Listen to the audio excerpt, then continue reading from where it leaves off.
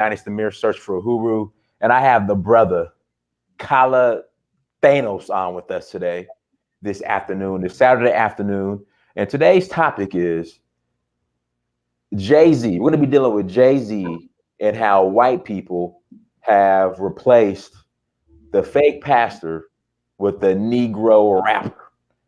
Hey, listen, the Negro rapper. In fact, I'm going to say this: the Negro rapper is actually involved more. When you think of Cardi B, how she's on the Bernie Sanders campaign. Cardi B Right. is out here speaking on unemployment, and I don't know, what else, I don't know what the hell she's speaking on. But the black community is a laughing stock because we're the only community that allows rappers a seat at the table when it comes to politics, and we just get laughed at. Yeah.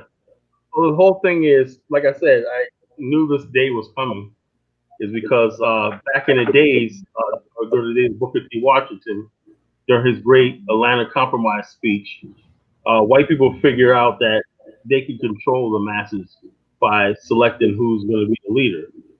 Just like they selected Jesse Jackson to succeed MLK, right? Even though he was just a volunteer in the SCLC. And so the mainstream media and certain key people began giving him a platform. So the whole thing is this: we're still 2019. We're with all this social media we so-called have, with all the so-called platforms we have. It only matters who appears on whose face and bug eyes appear on CNN. You got people out there I never heard of. MSNBC. I'm like, who is this guy? Such and such for such and such policy institute. Oh, we got rapper such and such from representing this area right here. Rappers. I'm like, who are these people? They're up there on CNN. I take this good time to learn everything I need to know. You know what I'm saying? Study history, give dynamite information, influencing everybody. You got Phil from the Advice Show. You got O'Shea. You got everybody else putting in all this hard work, right? But it doesn't matter, because you're not going to be dating Martha Stewart. You know what I'm saying? You're not going to be smoking blunts in VIP up in some exclusive hotel in Manhattan and everything. So it doesn't matter. See, the fact remains, it doesn't matter. This is why I say, we cannot allow to be caught up into the Negro sphere of mainstream America, because they will Negroize anybody they can. Right. Now, Jay-Z is just the latest example. And in all fairness, is Jay-Z. He's done a lot for the blacks. Well, he's done a lot. Well, some people would argue if you add all his donations up and everything, they won't add up to like $3 million. And that could be a tax write-off, whatever, like that. Political. Al Capone discovered that. You open up some soup kitchens that buys you social and cultural political capital. A leeway. Gangsters have done that for a long time. Right. Open up soup kitchens, Hey, donate money. Kala, Nino Brown gave away free turkeys for Thanksgiving. Nino Brown. Oh yeah, Nino Brown. Yeah, we saw that. You always give something back. Baby from Birdman. Remember that? He Yeah. was passing on a whole bunch of chickens, turkeys, whatever, one Thanksgiving. You got people out there. Beyonce gives out turkeys and everything. She helps people. People put their money and they help the community. That buys them goodwill. And those people who do that. And then you got Will Smith's son, who has what is he selling on the street? He's making meals for homeless. He had a vegan truck giving away vegan vegan truck or something like that. Now, if you're worth millions of dollars, if you want to spend couple $100 to be a truck, and that's going all over the internet, that buys you capital. You know what I'm saying? Not saying that these people aren't doing it, that don't have a good heart and everything. They do it for altruistic reasons. But the thing is, though, where do you draw the line? See, the difference between us and white people is this: you can give all you want, donate everything you want, but you compromise their values or what they believe in, they'll throw you out like a hot. Think about Jane Fonda. Think about O.J. Simpson. Think about all the people. Think about even Pete Rose, a baseball player, Pete Rose. When you do something in the eyes of white America, it don't matter what you did in the past. They will throw you out like that. But black people, we have this thing. Is the reason why we can't get rid of people is because we never put these people in positions of power. Can you fire Al Sharpton? No. No, You no. know, you can't fire Al Sharpton. You know, he's somebody that's put over us. Al Sharpton has no social media following. He has no, but he couldn't do one of these live streams one night and get 10 people to watch. You Mhm. know why? Because nobody cares. He's there because the powers that be put him there. We're gonna get to the whole thing about the why the preacher has the thing the let me see. I think I'll start my cam. All right. There he is, y'all. There he goes. There you Calathenos, everybody in the flesh. go. There he All right. All right. Forgot to put the camera on. Okay. All right. This is a new platform, folks. I'm just now getting used to this, so you got to bear with me. You know, I should have put Calathenos in the thing. You know, goes. put Calathenos. Next show, I'm gonna put Calathenos up there. Hey, You hey, know? Kyle, let me ask you: do you think the problem is that black people we don't celebrate our true leaders the way we do our entertainers? You know why? And I'm gonna tell you something that's gonna shock a lot of people. Go ahead. Most black people do not really want to be black. You know, it's like let's say you're in prison doing a 20-year jail sentence, Diane, right? Right. Right. Right now in jail, you're gonna have activists, you're gonna have leaders, you're gonna have people that died. Oh yeah, like that. But and you may do your little celebration in the prison garden and say, "Hey, we're gonna celebrate such and such." And he was a good inmate. He got out today and whatnot. How much can you really celebrate while you're in jail? What is the one thing you're thinking about? Getting out. Getting out, right? That's the thing about Black America. Everyone wants to get the hell out at all costs. Nobody wants to go through this thing. You know, nobody wants to be reminded that you're black. Nobody, and I'm gonna tell you something for you, social justice warriors. Most black people don't give a shit about. Oh yeah, the police brutality. We did this. We want. Black people don't care. You know what I'm saying? They just want to end to all this. One way or the other, they want this shit to end. They either want to make peace with America or get the hell out. That's two things. You know, if you haven't figured that out, so no matter how much you're marching, no matter what you're donating and everything like that, as soon as something happens, all that goes out the door. You say, "Well, I did all this," and you got a lot of brothers that are bitter. I put work in. You know, I was out there 20 years. I was marching. You know what I'm saying? I was doing all this and whatnot. What do you want, nigga? A medal? You know? He said, this nigga Jay Z just comes along and y'all like, yeah, because okay, black people kind of like people who got money and everything, you know. Give them a little something. I want to beat black people over here for be like, okay, Jay Z up there. I mean, I felt for a split second though. I was like, oh, Jay Z's up there with the man. He's up there. And then I thought about it. I was like, wait the hell, you know, I'm a college Genesis. I don't know better than this, you know. You know, and I had to back. I said, what the hell is going on? We're being played, you know. And so the bottom line, same thing that goes on. What I do like about what happened was black people have sent a clear message to the rappers, to Jay Z and everything like that, that you're not going to play us. You're not going to play us anymore. You're not going to go up there and line your own pockets and everything, and then steal our posterity, our movement, and everything. I'll beef with the United States. I'll beef with the president. I'll beef with the government, whatever like that. It's going to continue. It's going to continue forever. So no matter how many people you say, well, now it's time to move on. What do you mean move on? You know, every time I look on the timeline, somebody's getting shot by the police. You know, I see the Black America, all hell's breaking loose. There's guns all over the place, drugs, crime, despair, and everything like that. So in other words, basically, is all that stopped? The message was with the NFL, if I'm correct, was there was a whole bunch of issues. One was player salaries, them not taking player injury seriously, which is a serious thing. That's been swept under the rug. You know, you got players out there committing suicide. You know, you got young guys out there by the time they're 30, they can't walk properly or they got head concussions and all that. All that's ignored because football is a really dangerous sport. You know, and because there's billions of dollars involved, right? And 75% of the players are black, these issues are ignored, right? So those were many of the issues on the table. And then we had a couple of football players who were harassed by the police. You remember that? A Yeah. couple of football players one football player was arrested because they saw bird poop on his car and they thought it was cocaine. Yeah, Georgia Southern. Yeah, You Georgia know? Southern So the bottom quarterback. line, would that stop if Jay Z would have got a partnership with the NFL? Would that stop if Jay Z struck a deal with the owners of the NFL or the stuff like that? No. This guy that's sitting down with Jay Z and whatnot is a type of person who would never sit down with a black person unless there's something tangible he's going to get out of it in the media. These people live in worlds where they in exclusive country clubs with all kinds of Europeans and rich people and everything. They don't. The only time they deal with black people is when they see them on the field running up and down the field.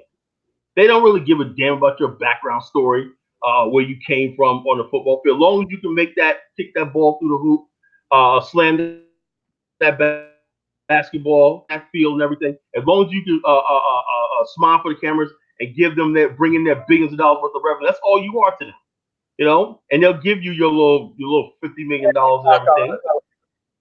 Carla, let me ask you this, Carla. What's this? So people keep justifying Jay-Z's move by saying now we have a seat at the table. Like, what is this? Can you explain the so-called seat at the table? Like, what does that mean? First of all, there's no seat at the table. First of all, there's no we. You know what I'm saying? This is what we at the Black African Infrastructure Organization have been saying for a long time. There is no collective we. Like your one guest was saying last night, was there's no black collective. There's no black consortium. I'm fortunate to be announced that, yeah, we are connecting with black consortiums now, and everything, what we're trying to do on the continent. And that's coming together after all these years. But the whole thing is there's no we, because unlike, let's say you have somebody like Jay Morris, right? And let's say he got a contract in there with his investment, right, to own. Who's Jay Moss? Jay Morrison. Okay. Jay Morrison, the Tulsa real estate investment. Yeah. Okay, Tulsa. Imagine that if they buy somebody like him, and he said, "I got grassroots investors, I got contractors who can build buildings. We want a contract to construct part of your next stadium, and have vendors and access." That's a seat at the table. Why? Because he's connected with people on the grassroots that's going to benefit. Can you show me anywhere can you show me one person Jay-Z's ever made rich in the black community? Can you show me one of his partners? Can you show me his subcontractors? Can you show me where Diddy makes his clothing with Sean John? They're made in third world countries and everything. Can you show me his distribution? Cross Colors, when Cross Colors was out in Carl and I, at least they had their own manufacturing and distribution. But they got rid of that. FUBU and all that. They got rid of those days. Now it's cool to partner up with white people. Why? Because all you need is the hottest rapper in your camp. And you can sell black people out. You can sell the idea of black enterprise out. We had Cross Colors and we had Cork and I. That was more than just a brand. That was about black enterprise, black people, black distributors, black retailers, black wholesalers, black people, designers, and all those things like that. Now what you have is white companies, white labels and everything, right, with a black face on it. That's all 50 Cent is. That's all Jay-Z is. That's all Puffy is. So, and people will say, "Carl, you're a hater." Look, that's fine. People want to make their money. I have no begrudging against these brothers making money. Black women, I'm fine. But don't sit here and try to come in my world and tell me that's black empowerment. So they want to change the definition of what is black empowerment. If that has long-term ramifications, and long-term, it's short-term ramifications. If you look at the Democratic Party, we vote for the Democrats 99%, but we have no major issues on the table, that we can talk and we can brag about. We have no tangible thing that we're going to achieve. And we've been doing that. Why? Because before, all they had to do was take care of Reverend Buffalo Wing on the street corner, right? Hey, Reverend who? Reverend Buffalo Wing, and all you have to do. Hey, real quick, you guys. Make sure we have 212 people watching. Make sure you hit that like button, okay? If you're not super chatting, at least you can do is hit the like button. If you don't hit the like button, Kyler has a song for you that he's going to. Song for you. You ain't gonna like it, folks. Yeah. But the whole thing is that this has been going on for a long time. This is the battle, right? And I hate to keep bringing up the whole infinity thing, right? If you think about it, right, the white man has infinite, and he has manifest destiny over America. He's the master. When you understand that, America simply means the white man is Lord and Savior, and the white man is God. So your version of your religion is going to be God. Well, it's Muhammad, right? He's going to look like a white man, Dr. Farad. Or Jesus Christ, he's going to look like a white man. Everybody's going to be white in your religion in America, And so the bottom line is this: white man is God. That's all you really need to know, right? What he says about you is what you are. Now, we've been trying for how many years to change our image in Black America? since 1968 we had the NAACP Image Awards. You know, and Image Awards has never been about trying to convince us who we are because we know who we are, right? But we know white people play stupid, right? They know that there's intelligent black people here. They know that we're not all what you see on the Popeyes phenomenon, where everybody's running around breaking in the stores to get Popeyes chicken. You hear about that, Dynasty? So I guess I was out of the country, so Oh, Popeyes. I'm glad you was out of the country. You didn't miss anything. It's gotten worse. Dynasty, I think because you left, things got worse. Negroes actually breaking down lines out the door, breaking and fist fighting over Popeyes chicken sandwiches. I wake up every day saying, no, this has to be a joke. This is a Russian. Remember how they always say, oh, these are Russians putting out fake news and whatnot. I was hoping that this is fake news. No, but it's real. Negroes are out there breaking into Popeyes, fighting with staff over chicken sandwiches. You know? Am I completely justified, Dinus, when I say I don't give a shit anymore what niggas think? You know, we have to have, I have to give tough love, right? And I have to put my foot up some people's ass. You know, that's the direction I'm going right now.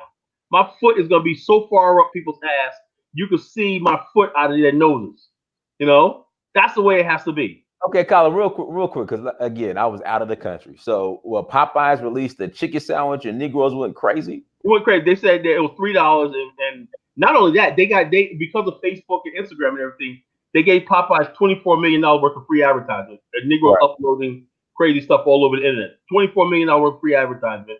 The owner of Popeyes is a white woman and everything, right? And sale they can't keep it in. So every time they run out, they risk riots. You know, you know. It's like this, Dinus, man. Remember a year and a half ago when I first started, I said Negroes think they're gonna rise up. You know, I had no idea they were gonna rise up over freaking chicken sandwiches. You know, and like I said, man. So bottom line is we're vindicated, right? We're vindicated. We completely vindicated. People say, Colin, you're so hard on black people, man. You got to stop doing that. You're judging people, blah, blah, blah. Look, man, like I said, I have a PhD in Negroology. You know what I'm saying? Black people will go for anything. When times get tough, right? We got real issues on the table and everything. We're going to really talk about this Jay-Z thing. We're going to talk about this. We're really ready to confront the white man, whatever like that. Right away, chicken sandwich. Oh man, there's our priorities right there. Let's go get that chicken sandwich. You know what I'm saying? So it's not any stretch of the imagination to realize that white people know that they got black people under control. You know, they know we're a silly, foolish people and everything. And the people that's serious, like myself and you and everything, they know the masses are not going to follow. Right? The only time they're going to follow is when we really come up with a real plan and we could see black people could see an end game of victory. You know, and I expect, okay, like I appreciate all the support I get right now and everything like that, and I see the results of everything and everything. I appreciate all the support and the love I'm getting from people and everything. You know, they say, "College man," I appreciate that. You know, but we have a long ways to go. You know, we have a real long ways to go, and like I said, our people are in a really and what gets me is this. This is just part of a problem. When people come out with a new Jordan, people around the block fighting and everything like that. Now it's chicken sandwiches and everything. But when you basically say, are you serious about this chicken sandwich? I am dead serious. There's lines. I wish I could give you the picture so we could. They don't do the screen share anymore, do they? Hold on, let me see something. Let me press this button. I'm gonna press this button to screen share.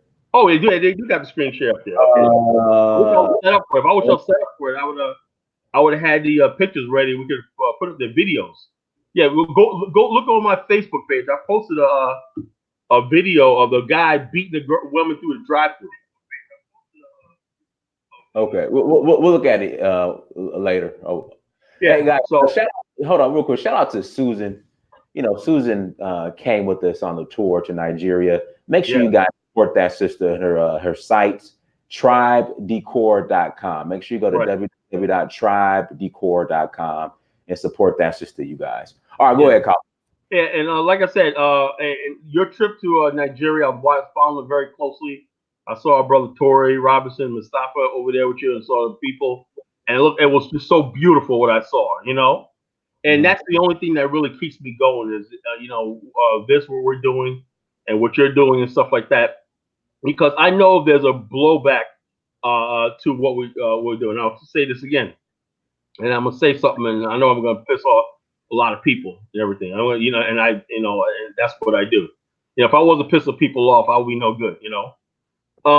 Black people, when we start talking about nationalism, Pan African stuff like that, right?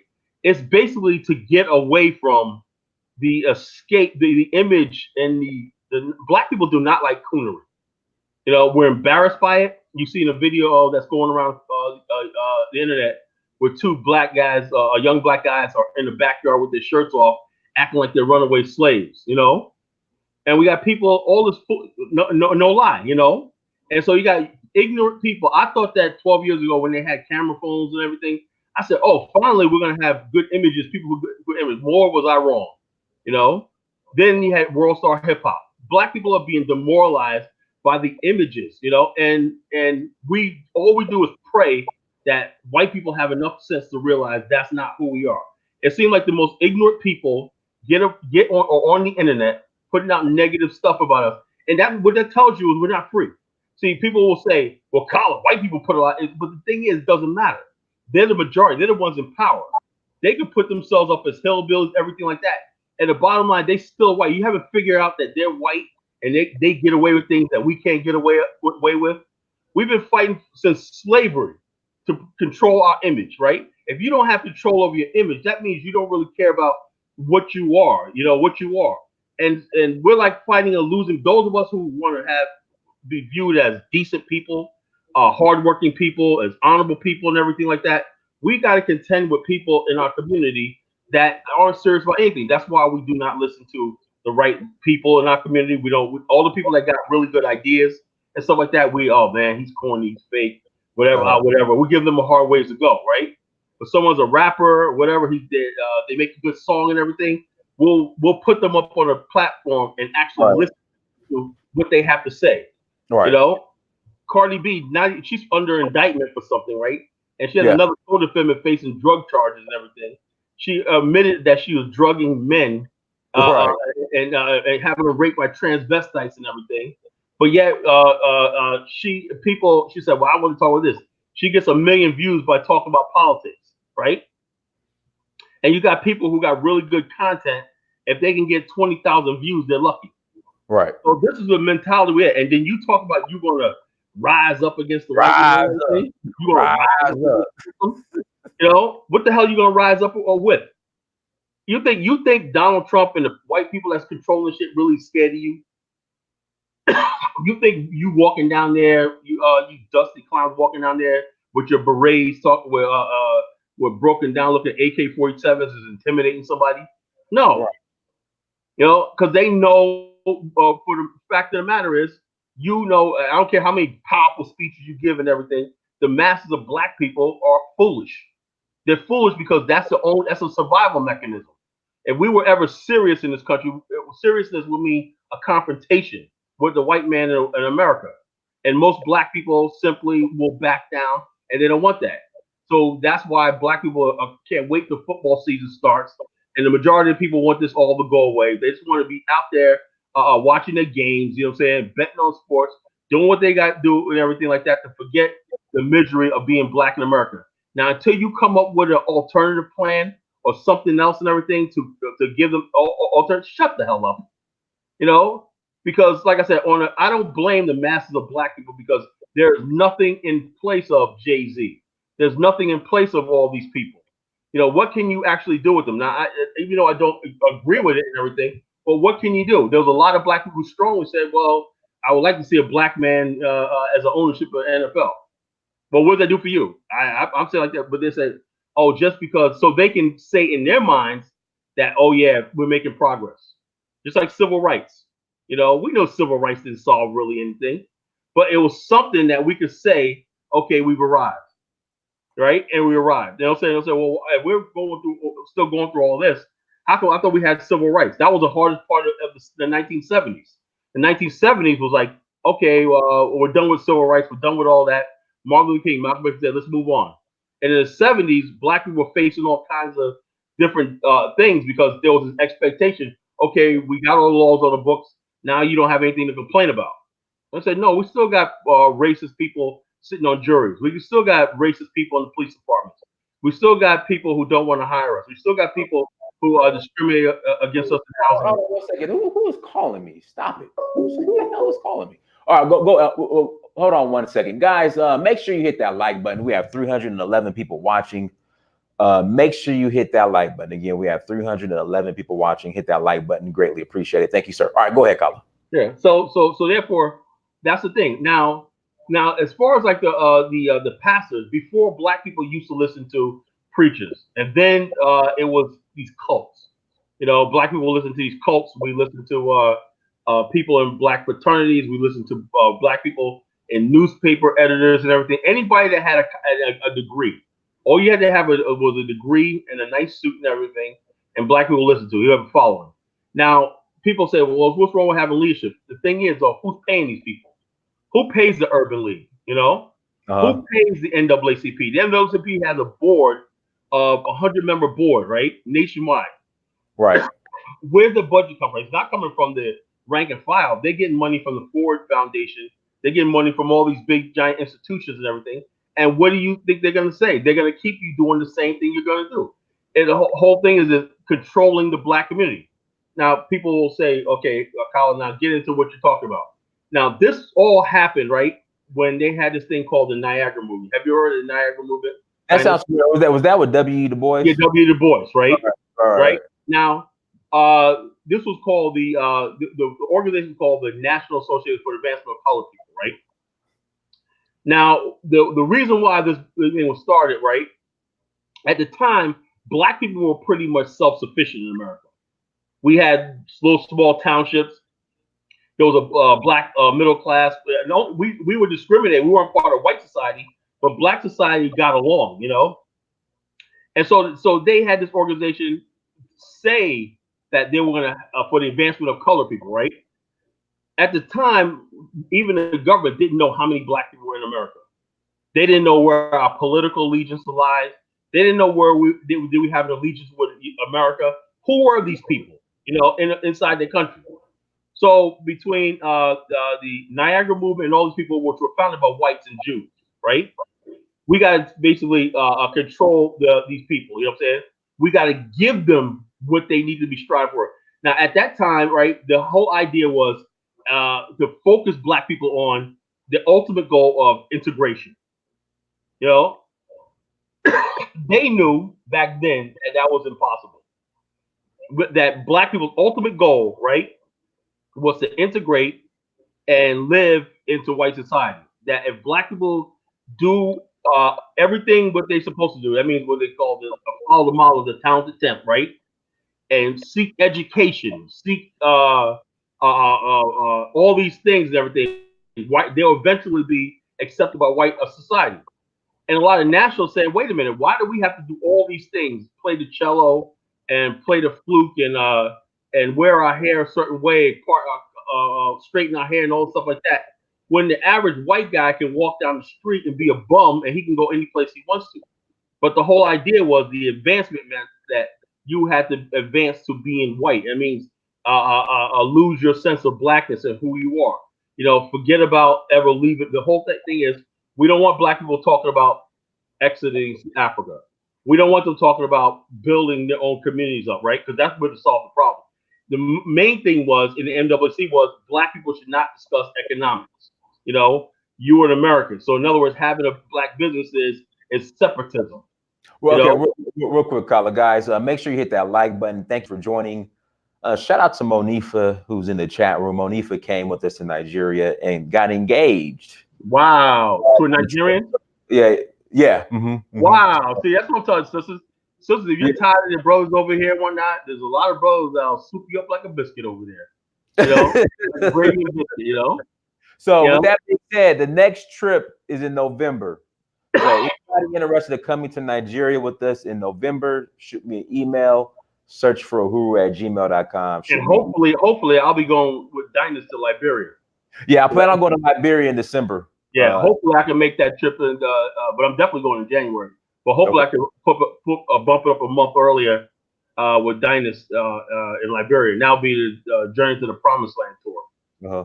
And so we're gonna have a lot of things we're gonna do over in Liberia. We got a lot of things to talk about in that country. Yeah, like I Okay, and Kyla, finish your thought. But I wanted to bring up the Jay Z and the Brooklyn Nets deal. Are you familiar with that? When oh he yes, was, yes, yes, yes. yeah. But go ahead and finish. Okay. So therefore, like I said, they've been playing this thing for generations, controlling black people. It started with Booker T. Washington's Atlanta Compromise. Now, the boys criticize the Atlanta Compromise and all stuff like that. Booker T. Washington shot back and said there's a class of black men who make it their business of keeping the problems of the Negro excuse me, in front of the public, right? He was talking about the boys. That was a clapback against the boys saying that you're a accommodationist. I think Booker T. Washington was just a little more realistic. Now, at the same time, Marcus Garvey comes along and accuses Boyce of doing the same thing. He liked Booker T. Washington. He accused Boyce of doing the same thing, being an accommodationist. Said, why are we trying to excuse me, why are you doing that? Why are you pushing for integration?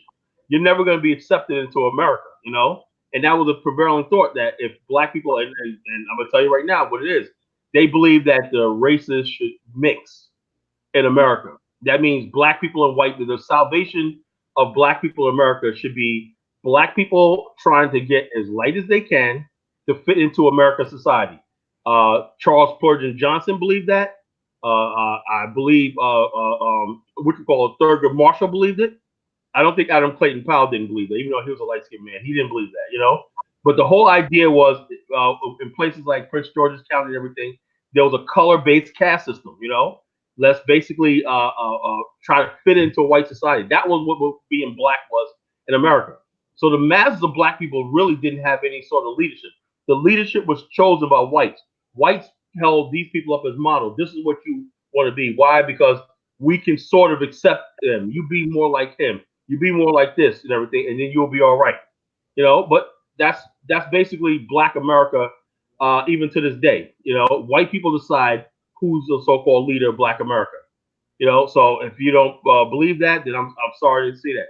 The white people decide who gets on the platform, right?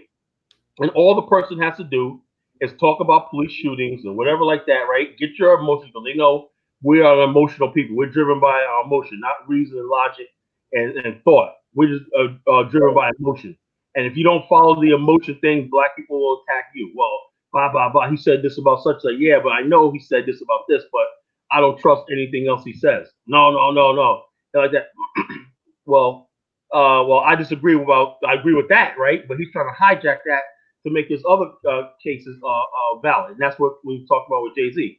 Okay. Now, Now, can you get into the Brooklyn Nets so-called? I'm gonna say it right now. Now, as far as like Jay Z with the Brooklyn Nets, right? This is a model, right? That these other rappers who are capping for Jay Z are trying to follow. You have name recognition in the black community with a rapper. Let's say you're a rapper is famous, you got street cred and everything like that. That's powerful. That's a commodity, right? So therefore, you could push your products into Black America. Sean John, with Diddy, with Ciroc, these other brands and everything. They push them into Black America. There's no black people have no distribution rights or anything like that. It's not part of any black consortium, right? But it's just a name, right? So you basically push these things into Black America. Now Jay-Z went a little further, right? From what I know, the Barclays Center was made in downtown Brooklyn. Don't quote me 100 on this, right?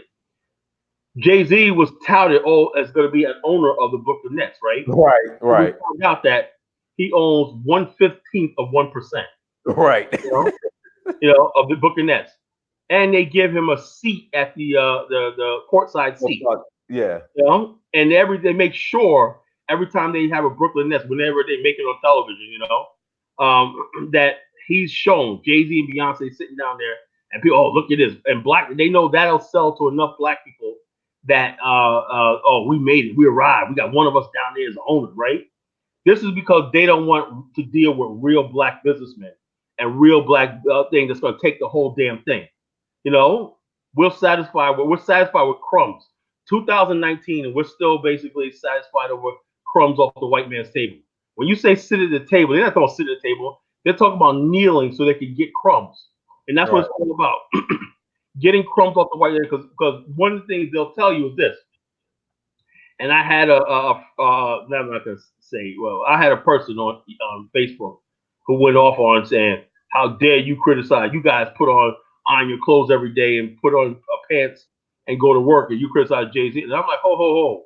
It doesn't matter if people put on the pants every day and Jay-Z's a billionaire. This is the difference between white people and everybody else, right? Look what's going on in Hong Kong right now, right? The Hong Right. Kong people are rioting, right? Hmm. The star of, I think it was a mermaid, one of the stars, Chinese stars, came out in support of the Chinese police, the Hong Kong police, and Right. they're ready to boycott her films, right?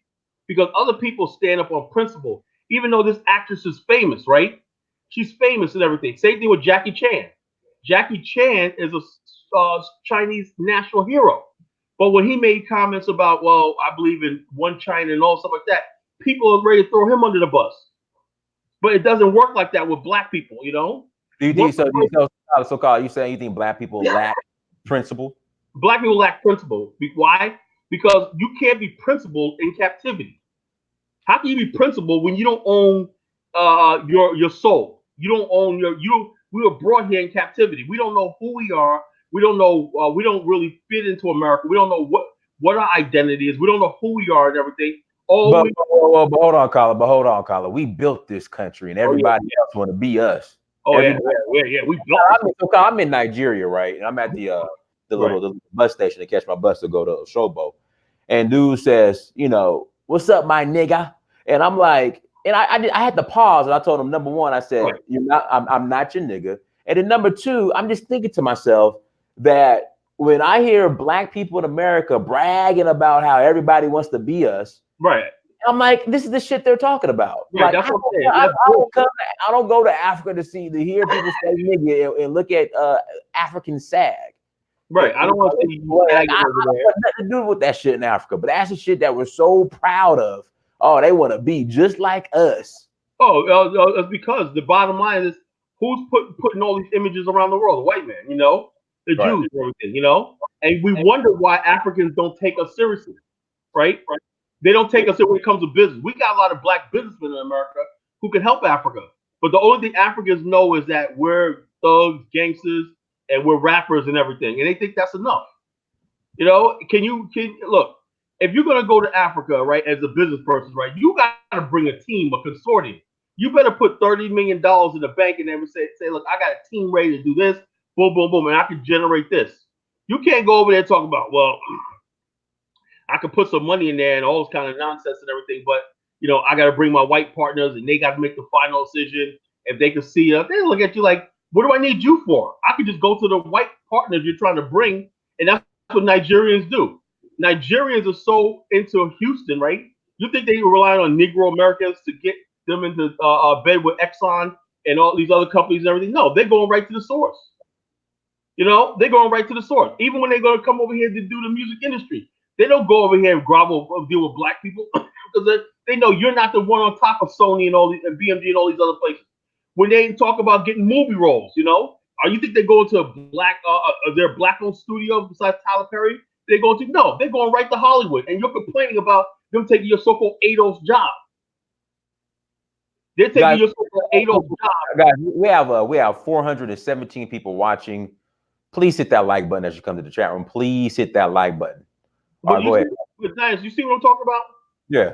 If we were so powerful and so great and whatnot, wouldn't these Africans, whoever want these jobs and want contracts and everything, wouldn't they be dealing with black businessmen? Why are they going over our heads to the white community, right? Because the white people are the ones financing these films. We decided we don't want to build our own movie studios. We don't want to even write for the most part or do our own screenplays and everything for the most part. Then when black people do that, we don't want to support them. But yet when somebody comes over here, somebody comes and says, I want to make a Harriet Tubman movie, we didn't put that project together, right? They can hire whoever they want to hire. you know, and you're complaining, I'm an ADOS. That role belongs to me. Yeah, I mean, and then they said, then they all they do is say, okay, these ADOS, man, there's something else we gotta watch out. Then they turned in 2 days later, they turned Whoa, on. whoa, whoa, whoa, whoa. Hold on, Kyla. Hold on, Kyla. Black folks ain't got no money. Black folks ain't got no money. We ain't got no studios because we ain't got no money. See, We I do ain't got the no research. money, you know. I do the data. See, I sit down and I do the research. I do the data. If black folks ain't got no money, see, we built this country. We made it possible. We built this country. We put Yeah, in the blood equity so yeah, that these non-ADOS actors can come and play Harriet Tubman.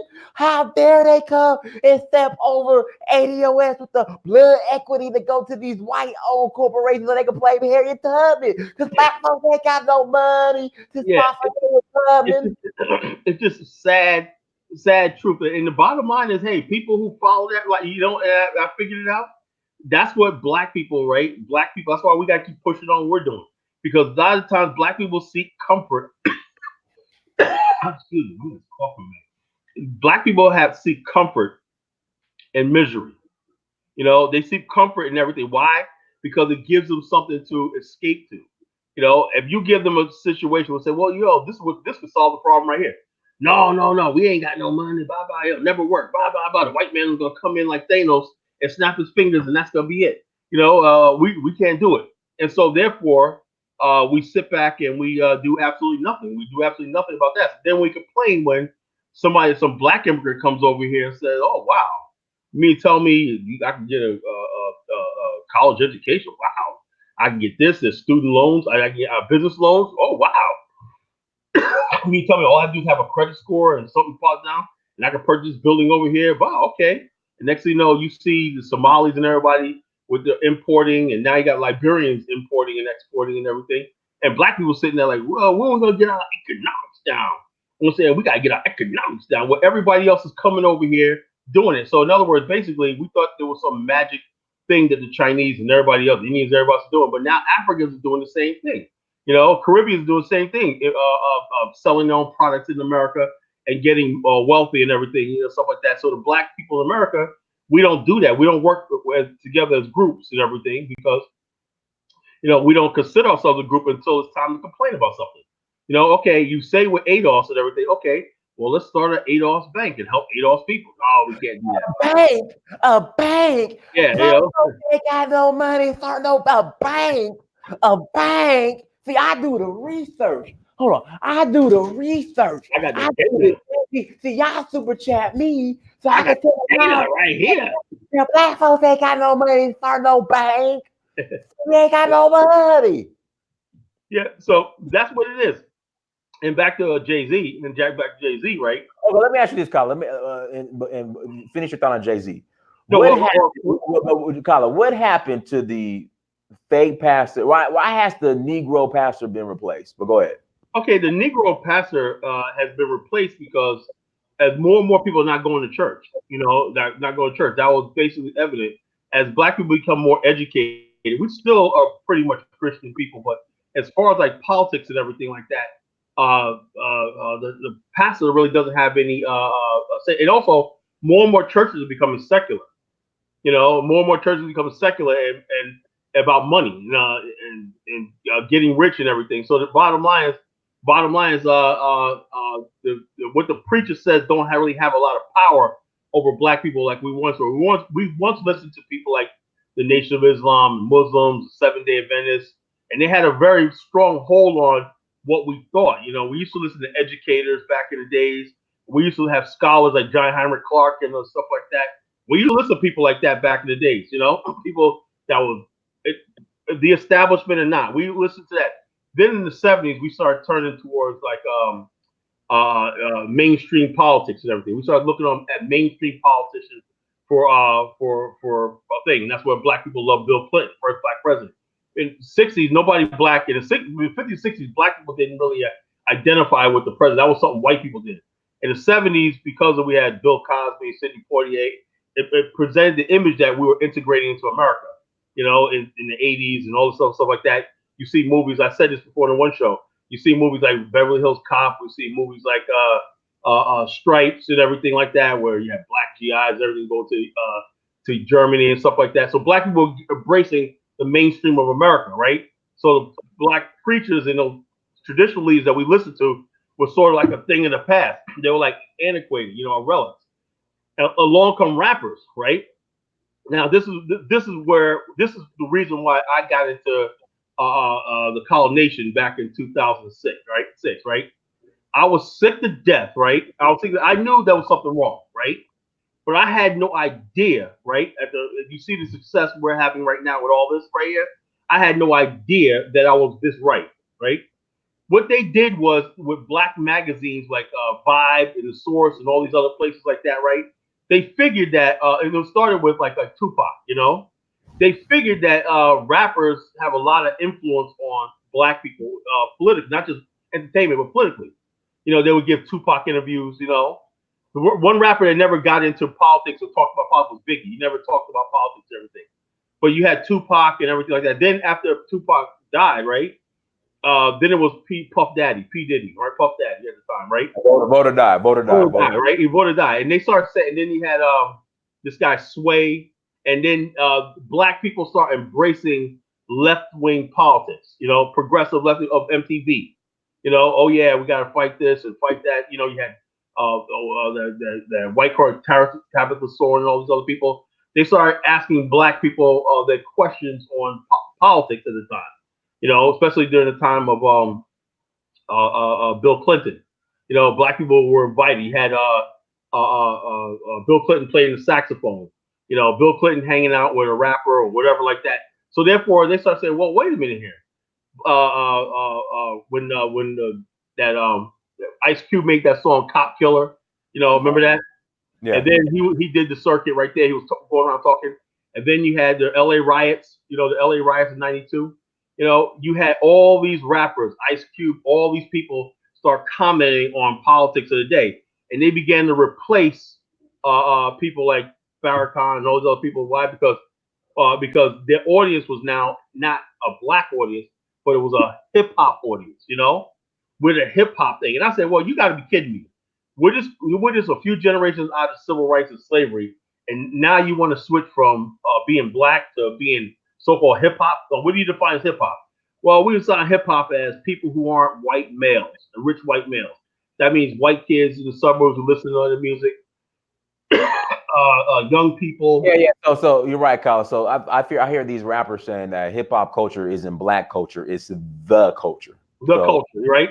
And so what they tried to do was build a culture, a political movement around that. And what they found out was, although you had a lot of white people who listened to this stuff and feel like that, when it came down to it, a lot of those same white people would vote what their parents vote for. And Diddy, Puff Daddy, was shocked. He said he was surprised that all these people. He went out there and did these dive rallies and everything, and people were still listening to Rush Limbaugh and people at the time, and they voted for George Bush, and John Kerry lost. He was shocked. He was like, wow.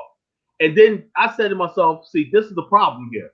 He went out there and said, vote or die. We're the hip hop generation. We're gonna hip. I'm gonna galvanize the so-called hip hop vote. I said, what the fuck is a hip hop vote? It was the LGBTQ, feminist, urban street culture. Anybody who listens to hip hop music was so-called the hip hop vote. And then I said, something. Only thing gonna survive is a collar nation. What is a collar? A collar nation is a black African nation that basically descendants of the transatlantic slave trade, right? We have to be a nation, When it comes to now, you can listen to hip hop with whites. When it comes to politics and geopolitics, right? You have to be rooted in African and African heritage. African. That's what we vote for. And it's not about all the time. It's about numbers and everything, right? If we would have had our own political party based on race, based on what we want and everything, with our own geopolitical worldview and our own things that we want to solve in the inner city, whatever like that, and everything, we could have been on our way. We may have not have launched a president, put anybody in the White House, right? But can you imagine the leverage we would have had for the last 20 years if we had our own organized political party that we could sway elections in either way? See, they don't want that. They never wanted that. That's why they have to make a Colin, rock nation. Negroes will give every excuse why we can't organize our own party. But They we will don't give need a political party. We got the Rock Nation, with Jay-Z. No, we want the Rock Nation. What do we need a political party for? We got the hip hop people. We got cool white corporate guys in there, like the guy Kraft that helped Memphis Bleak. What's his name? Memphis Bleak. Bleak Mill. What's it called? Not Memphis Bleak. What's the guy that got went to jail and got out? Oh, Meek Mill. Meek Mills. Meek Mills. I forgot about Memphis Bleak. He was another one that was with Jay Z years ago. I wonder whatever happened to him. You know. But anyway, we don't need that. We don't need a black African centered political party. We got the Rock Nation, And what is the Rock Nation? Oh, anybody that opposes Trump and everything like that, and basically the LGBTQ and all this leftist nonsense and everything that gets us absolutely nowhere. We got the Rock Nation, and the bottom line is this. So how is that a seat at the table for us? Who the hell is us? Can you look at the Rock Nation, look at the people on the board, and tell you that's us? Is that us? Or the Rock Nation? I wish I had a picture of the Rock Nation people. The Rock Nation people to show you the board and everything. I'm like, wow, that's the Rock Nation, and they got influence, and they're part of the Live Nation, which is iHeartRadio, I believe, and everything. And so the whole idea is to make sure black people like cattle, like sheep, we're herded to the polls every year. And the whole thing is they don't want black people becoming apolitical, right? That black people are a loose cannon in America. We could swing the election anyway, anyway. So the bottom line, we have to hurt us, right? The Republicans want it that way, and the Democrats want it that way, right? Because if you could basically put a lot of wedge issues in the so-called Rock Nation, okay, that'll bring a lot of white moderates over to the Republican side, right? We'll sacrifice that. Okay, let's say the Rock Nation says we're going to talk about reparations, affirmative action, right? Well, but he never will. You notice that he never bring that up. But what they'll do is get rid of some of the white people over to that side, right? The Republicans will like that, right? And say, okay, see, look what they're doing. Same time, it'll galvanize black people and whoever else to join that, So the whole idea is the Republicans saying, okay, we want. That's why you think they create black majority districts. Now, I'll be honest with you, Dinas, I was a fool too. You know what I'm saying? Me Back too. in the early 90s. Real quick, we have 400 people watching. Please hit that like button again. If you're not gonna super chat, at least you can do is hit the like button. We have 400 people watching. All right, go ahead, Colin. Hit that like. Tell me to do it, bro. Anyway, check this out. I was a fool back in the 90s too, right? I was doing a Million Man March. Anything that latched on to Black Power, I was down with it, right? I saw this big voting congressional district in Virginia. Oh, wow, that's Black Power. Look at this voting district. So we started looking at it as our homeland, that voting district. Little did I know. The black voting districts was created, right, to herd the black people in the one area, right, or consolidate all the black in one area, right? So therefore, it's dilutes your political power, right? And therefore, the Democrats, since it's 99% Democrat, the Democrat National Committee and the Democrat Party chooses who's going to be there all the time because they're never going to get primary. So long as that person there is doing the bidding of the Democratic Party, right? Why do you think right now the congressional districts, right, which your congressman is supposed to be the main thing he's supposed to do is bring home bread and butter to his local area, his local constituents, But when I hear Baltimore got $38 billion over the last couple of years, where did $38 billion go to in the district, that area in Baltimore, And white people still dominate. The Democratic Party is still a white party in Maryland, And so the bottom line is nobody's going to say anything. Why? Because everybody's looking out for their own interests. Everybody's looking out for their job, and nobody wants to make any wave. Why? Because you don't want to get primary. You don't want to lose your seat. And like I said, it's not even about the money. Some of these people that's been in Congress for decades and everything. Let me tell you something about Congress. I hope this goes out, and I hope people understand this very clearly. You're supposed to change your congressman like you change your underwear. Right. A congressman should do no more than 3 terms. That's 6 years. Then he's primaried. Another party has another idea, swings it back and forth. That's how your district stays vibrant. Tell me why John Conyers is almost 90, 100 years old, and he's still in Detroit. Maxine Waters, Maxine Waters, and John all Lewis, hey, John Lewis here in Atlanta. John Lewis, Elijah, all these people have been there for 100 years. You know, white congressmen, white areas, when that they come and go. Something. Have you ever seen a black congressman resign when there's a scandal, or whatever like that? No, because they know their constituents will vote them back in. Didn't Charlie Rangel? No, he didn't. Or No, I was think he? when Charlie Reagan retired, I'm not sure. I don't even know. Do we have anybody from New York? You know, that's another. New York is so apolitical. You know, people don't know what the hell's going on in their own city. You No. know. Real quick, caller. Let's Do you know anything about the Brian Allen lawsuit against Comcast? Oh, like I said, I didn't study that. Like I said, you have to get somebody else on that. I didn't. Okay. I did not.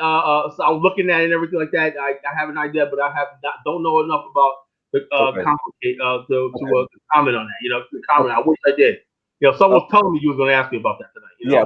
Yeah, but real quick. So what we're gonna do, guys, Kyle, if it's okay with you, we're gonna start taking calls in about 4 minutes. Kyle, Right. you wanna bring some people on?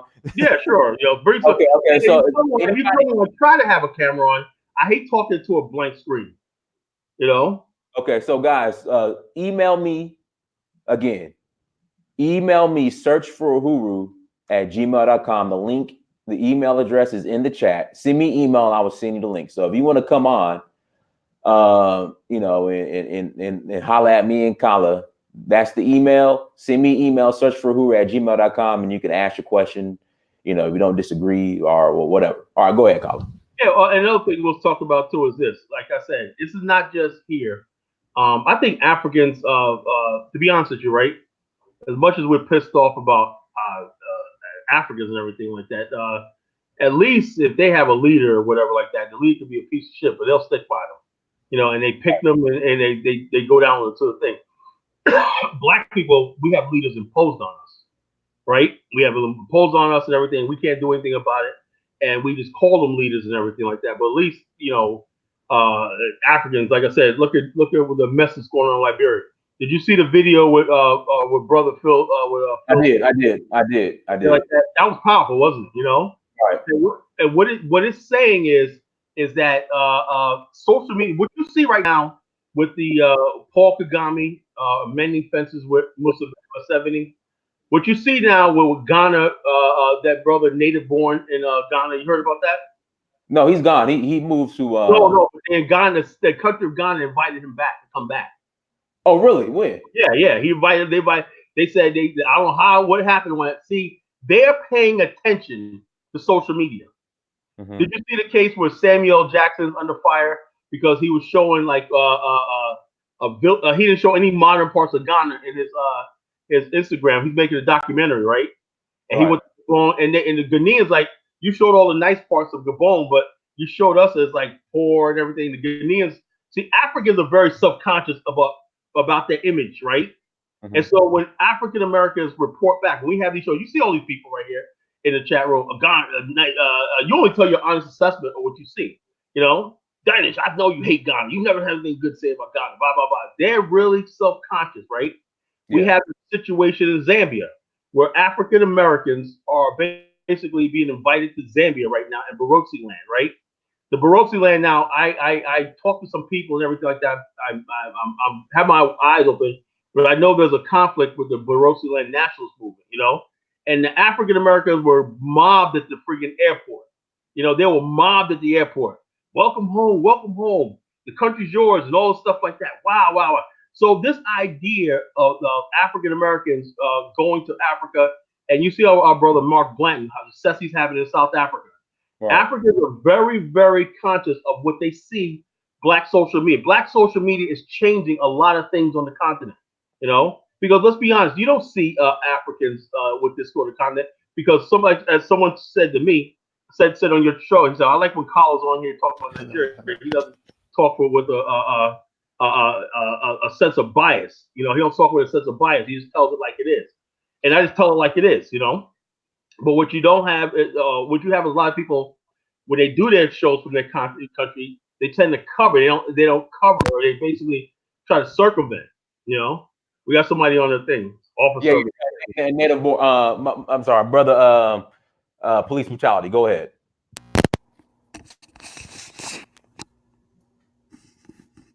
You're on, brother. Yeah, hello. Yeah, Sorry, hold on. I'll just yeah, I've been listening to you guys, you and Prince Adewale Diners, and like I've been like, man, our people in the ADUS people have I don't know, because it's like there's this constant fight with us in the continent all the time. You see all the stuff that they put on the internet, and also the fact that what Kaepernick did for our people, and you have our people coming on, on national TV talking all kinds of crap against Cap doing what he did, and saying that he's non-ADOS and all those kind of nonsense. The thing is just getting too much. Yeah. The whole thing is this. Like, let me say this, Dice. Right now, my whole thing is this. Like I said, man, when you're dealing with black folks, man, it's like what it is. Black people are not used to having to deal with consequences for what they do. You know, you got people out there with the ADOS now capping with the right wing in America. You know, wearing the American flag and talk about I'm an American descendant of slave. And everything. They emphasize the American. I'm an American descendant of slave. You know, so in other Right. words, they say American. American. You know, you know. So they want to emphasize. They think they're slick, right? They want to emphasize the American part. You know, I'm an American Negro. I'm an American. I'm a Black American. Blah blah blah blah blah. Descendant of slaves. You know what I'm saying? Pretty soon they're gonna get rid of the descendant of slaves altogether and just call themselves Americans. You know, Right. and the whole thing is this. This is what I'm saying. Now, I have no problem with people identifying. I'm proud. I'm African American, but my roots are from Africa. You know what I'm saying? I'm an African man. You know, my roots and my heritage is 400 years. My ancestors actually trace back to the early Africans that were brought here from the Congo and Angola. You know, so I'm like the 400 years those settlers in Jamestown and everything. Those are probably my ancestors at 1619. That's how old my ancestors, my family's been here. You know, and so therefore, the bottom line is this: after 400 years, we have never lost our identity. We have never lost our attachment to our motherland and everything like that, and we're not going to start. What this is over is this right here. They see the fact that social media is bringing black people all over the world together and everything. We're arguing, debating, we're laughing, we're loving together, and we're talking about common issues and everything. And we have a sort of kinship building. We disagree, we fight, but that's what families do. What these people want to do is take away all that, right? And separate us into camps. What for? What the hell do I need to be separated from Nigerians and Ghanaians and Angolans and South Africans and everything? And they focus solely on the borders of America. This is because they basically have what Ralph Ellison called a shore-to-shore mentality. White man's mentality is this: white people maintain connections. 40 years they've been in America. English people, they still have people, relatives in England, Scotland, everything like that. They have connections to they basically colonized Hawaii, the Pacific, every place else and everything. But they want to keep the black man in America shore to shore. That means your only existence and connection is to the shores of America. But they make it seem like you're trying to be an American by just solely identifying with America, and they make sure black people tell white people that I have no interest outside of America. It's like a battered housewife, where she goes out in public with her husband and everything. She's always looking down. She knows she's getting abused and everything, but she go, I got no interest in everything. That makes the husband satisfied. That's what you have in America, an abusive relationship. You know, when they Right. hear us like this, fully identifying with Africa, identifying with the future of Africa, and trying to link with people on the continent at all times and everything like that, that tells the world that America is not our only game.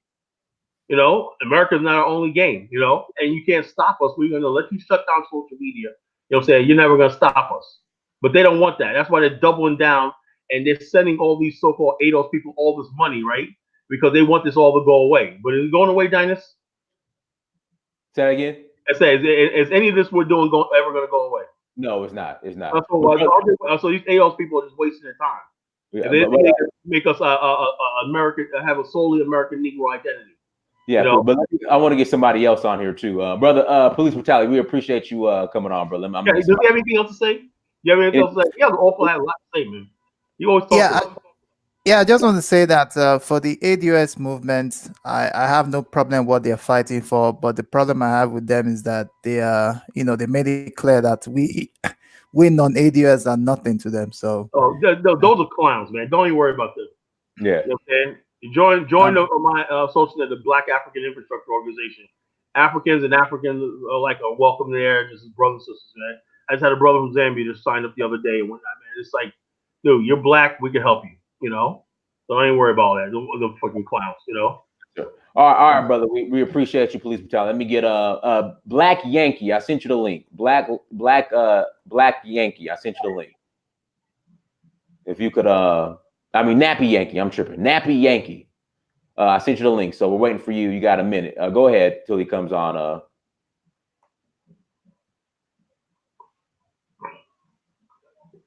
Go ahead, Colin. So yeah, so that's the problem. And that's exactly what they're doing. You know, the ADOS is divisive. You know what I'm saying? It's divisive. Now, what I did see was when you guys hijacked the movement from them a little bit on y'all conference y'all gonna do out in California. Can you tell us about that a little bit, Dinus? The Say, say, huh? say that one more time. The Brills and Bridges tour. What happened? Oh, don't tell me. What happened? I just it's supposed to go on, but it's in 2 weeks. I haven't received any hotel reservations or ticket, but it's still going on. I just ask me Friday. Ask me Okay. about it Friday. Ask me about it But Friday. the thing is, but I like how you guys kind of hijacked the ADOS thing. You know what I'm saying? Up there, you guys put the ADOS thing up there. I know Yvette Carnell's probably there. I didn't give them no permission to put the ADOS up there. I didn't put no permission. I'm doing. You know, you guys, that was slick, man. I like that. That was a slick move, man. You guys put the ADOS shit right up there on the thing. Yeah, if you're ADOS, if you're this, so the bottom line is, like I said, man, this is not going to stop, man. This is not going to stop. And hopefully in January, I'll have a big announcement for people, and I'm not gonna, we're going to keep a lid on that. But in January, we're going to have a really big announcement. All this stuff was not in vain. In January, February, we're going to have a big announcement. All right, so Nappy Yankee, we'll give you 30 more seconds, and then Brandy Farmer, I'm going to send you the link next. Yeah. In fact, I'm gonna go ahead and send the link to Brandy Farmer. I just sent you the link. If you could just wait about 30 seconds before you come on, Brandy. In fact, Brandy, come on, Brandy, come on. Yeah. So my point tonight is, come on. Yeah, come on. My point tonight is my point tonight is that nothing's for free in this world. Everybody has a price. Everybody is bought and paid for and everything, and nobody gets up there unless somebody's pushing them. Everybody's being used. Everybody. The only real free people you have is here on the social media. When you hear brothers like O'Shea, Duke Jackson, you know what I'm saying? You hear somebody, a lot of his brothers on his show. You hear the fire and the fury of black African American men. We're not anything to be played with. When you see brother Phil Scott and everything spitting his fire and brimstone and everything, and the bottom line is he has so many Liberians shook. All right, here we go. Nappy Yankee's on. Go ahead, Nappy Yankee. Hey, what's going on? Hey, how you doing? You need to turn down your background. You have the replay going. I gotta turn it down. Can you hear me now? Yeah, go ahead. Yeah, man. Just on this Jay-Z thing. First of all, obviously a lot of people are bringing up, why is Jay-Z there? I think people are asking the wrong questions.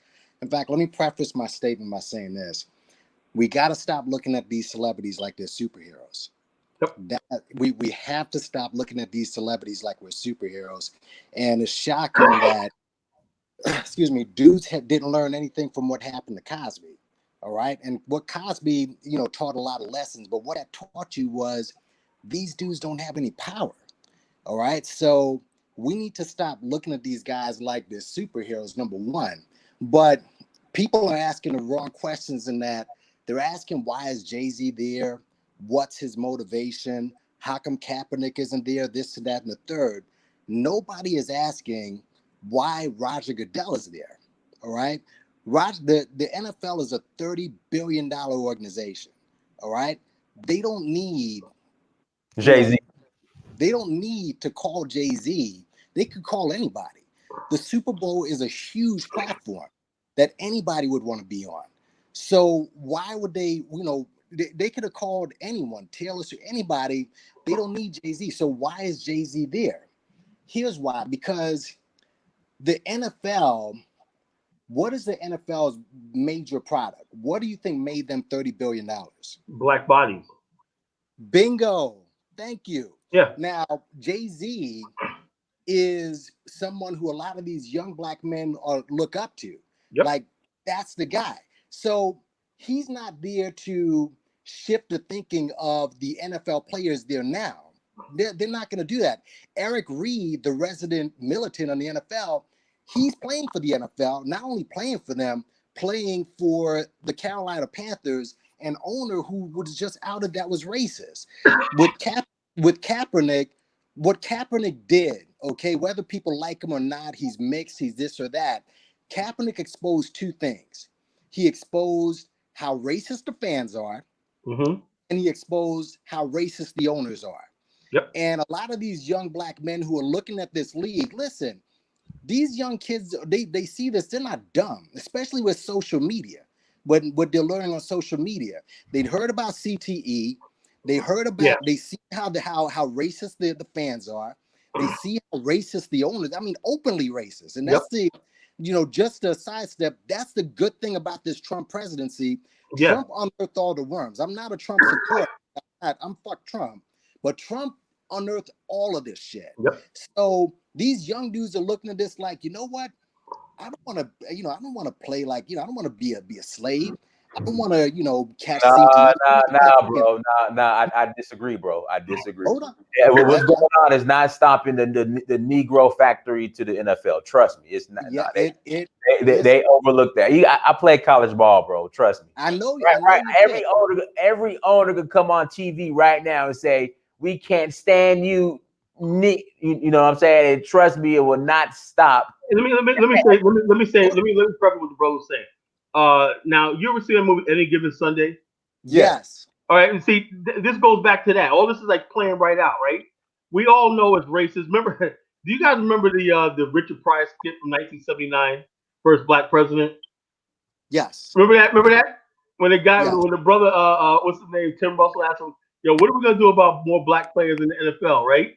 And the other thing, he's the black president, and he starts getting really black. He say, look, man, he goes, ever since the Rams got rid of James Harris, my neck has been like that. Then he goes like this. As long as we got NFL, there's gonna be some black kids, some black owners, some coaches, and everything. That's 1979, 40 years ago. We still got no owners and very little coaches. But the whole thing is, this debate about the NFL has been going on for a long time, And in the movie Romeo Must Die, remember Romeo Must Die with Aaliyah and Jet Li? Remember that was about the NFL. I think it's time for a black owner in the NFL. The NFL is a white club, and the whole thing is this. This is the tell me if you guys brothers agree with this, right? The NFL was at some pressure because of like the injury thing, like you were just saying. A lot of racist fans, the third party memorabilia getting rich and everything, advertisement, and these guys, okay, we're making millions of dollars, but I got injuries and everything. This money can be gone. There's no guarantee I'm gonna get an endorsement, whatever, Right. So the whole thing is bringing Jay-Z in as a way of them saying we got to quell all this, right? But the blowback from social media was so freaking severe.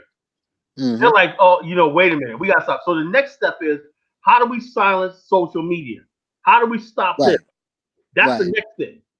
Because if it wasn't for social media, it's a writing on the wall. Mm-hmm. Social media is hot. We can make it hot for anybody, So if social media would have went on, oh, yes, it's great. See the table and everything. Mm-hmm. But everybody, just a few days before this happened, right, before social media blowback, Killer Mike was on Bill Maher talking about, oh, this is a big thing. Everybody's like, who's this buffoon up here talking about this big win? Now everybody started to question, why are these rappers up here speaking on a behalf that's going to have lasting ramifications for future generations of black men? And that's what I said about what you were saying about players. Look, yeah, even though Diane's saying players will keep coming in, but it's going to be uncomfortable. And sooner or later, well, white people are going to start getting uncomfortable, being uncomfortable with this taking a knee and this slant against the American flag and also Yep. blotting out on TV. We're not going to show them the camera. White people wanted things to go back to normal, you know? Right. And that's And what see, JC was brought in to do. Get things yes. back to normal. But see, here's the thing, because see, I said before about social media, and mind you, people are saying everybody sees that the deal is slimy, whether you're for Jay or against Jay. Everyone could agree that the deal is slimy. That's why the pro Jay people are like, you just gotta wait, because they know it's a slimy deal. Right. But here's the thing though. Jay-Z said in one of his raps, as you probably know, that, well, look, we don't need you, you need us, blah, blah, blah. How powerful would it have been if Jay-Z didn't take this meeting and he's Right. maybe, took a picture with Master P, who's talking about we should get our own shit, or Ice Cube, and Right. put out that powerful image? Because these young black men, like I said, they see this stuff. And Right. here's some other things working too. Recently in the news, you heard about the Rich Paul rule. Yeah. Okay. Yeah. Rich Paul is LeBron's boy who came in the league with them. Now, like I said, don't underestimate how smart these dudes are. Draymond Green in his Instagram put up a post of Rich Paul's cover story on Sports Illustrated. Now, way back in the days, athletes used to say, hey, if you do what I do, you can be me too. You can run on the field too. You can do this and that. Here you have a big star like Draymond Green. He got the sexy baby mama. He got the $30 million a year. He got all of this. And he's telling all his fans, hey, listen, you don't have to bang up your knees like I do to get to this. You can be Rich Paul. And you got dudes coming up, athletes coming up, who's probably going to be the next LeBron, they're probably living in the hood, looking at their hustler friends like, yo, look at that dude, Rich Paul. You don't have to do this and risk your life and so on. Take your skills with me. Yo, you don't even need a college degree. These guys are thinking about this stuff. So Right. Right. Take over the business. imagine if Jay-Z had done something powerful. But what this does now, like I said with Cosby, it shows you how powerless and how little power Jay-Z. He has no power. Remember, this is a dude who came from the hood out of Marcy. Right. And a critic of Jay-Z, you probably heard of him, a guy named Choke No Joe. Yeah. He said, once said this thing about Jay. He said, yo. Oh yeah. That video. Yo, I'm gonna tell you right now. Let me finish. That video was a different thing. It's a different thing. Let me finish. He said, it's a different video. He said, yo, he was talking about Jay-Z. He said, yo, you're not rich like that. They just fronted you some money, and now you got some favors that you got to hand back. Look at that meeting again with Jay-Z. Dude was nervous as hell. He was like, yo, I gotta give these guys a favor. That's what shows you, yo, maybe this guy was right. This dude he's not a billionaire. He's a highly paid salesman. right. That's where the cooning comes in with Jay-Z. Don't ask yourself what Jay-Z's doing there. We know why he's there. This is Jigonomics 101. Okay, so we know why he's there. We know all of that other stuff. Why is Roger Goodell a guy? Roger Goodell is not a PR person. The players hate him. He treats the press like shit, but the owners love him because he produces cash. So why would he need Jay-Z? Because he knows the influence he can have over his most important commodity, black men. If black men are, and they're trying to get rid of black men. Dynas, I don't know if you pay attention to this or not. They're trying to push us out of sports. This is why every sport they're pushing. Where? Which? Be specific. In every sport, they're really pushing offense. Anyone can do offense, and they're trying. And in my opinion, this is just what I'm seeing. They're pushing offense so that they can get more white players. Because keep in mind, they do not want to. These guys don't want to look at us. So whatever you see in the NBA, for example, Mark Cuban was saying, listen, he's trying to get a bunch of European players over there. And in the NBA, if you pay attention to that league, they are pushing offense. You can't even touch dudes now. All right. You don't see too many white two-way players. This is a way to get more whites into the league to the point they won't even need us in sports anymore. I know it sounds But, crazy, but, what I'm saying. but at the end of the day, whose fault is that? I mean, you can blame us. You know. I mean, because my thing is when the NBA strike happened, I want to say China or somebody approached LeBron James and Carmelo Anthony to start their own league in China. Yeah. Right. And they said no. So Okay. whose fault, at the end of the day, whose fault is it? Like, if I work, like, if I'm still in corporate America and I get fired, 15 years down the line, Right. I'm right before my retirement, they downsize. Whose fault is that at the end of the day? Let me ask the brother Nappy Yankee. What about I heard that they're trying to start an African NBA? It's already happening. It's already have the Yeah, African NBA with retired players. Okay. Coach are building up an NBA league in Africa. That could be lucrative. There's a billion people on the continent, and the bottom line, same thing, advertisements, stuff like that could drive stuff like that. Look at the stock. Look at what I heard. 50 Cent had his biggest payday at a Nigerian concert years ago. Really? Something like 150,000 people showed up. Actually, what I'm hearing is the African singers say they make more on the continent at concerts than they do in the United States. Yeah. Okay. Exactly. Okay. Didn't know that. But, yeah. So I'm not saying I know we still got to keep this fight here. I don't want to see what I would say about how College Genesis thinks. Right? Our fight in America is legitimate. Keep the fight up. We got to keep doing what we're doing. All we're saying is there's also an alternative in Africa. You know what I'm saying? That we could look at. That gives us more power. I'm not saying by no means don't say that. Well, it's time to build our own league in Africa. No, I don't want to say that. But we're also saying as we're building and fighting off all these rights in the NFL and the NBA and all these other places like that, right? Fighting for what we're doing. We got to look at let's give a wink and a nod to what's going on over there. That's what it is. Let me give you an example. When you go on a job, right, and the white man sees you doing a good job, right?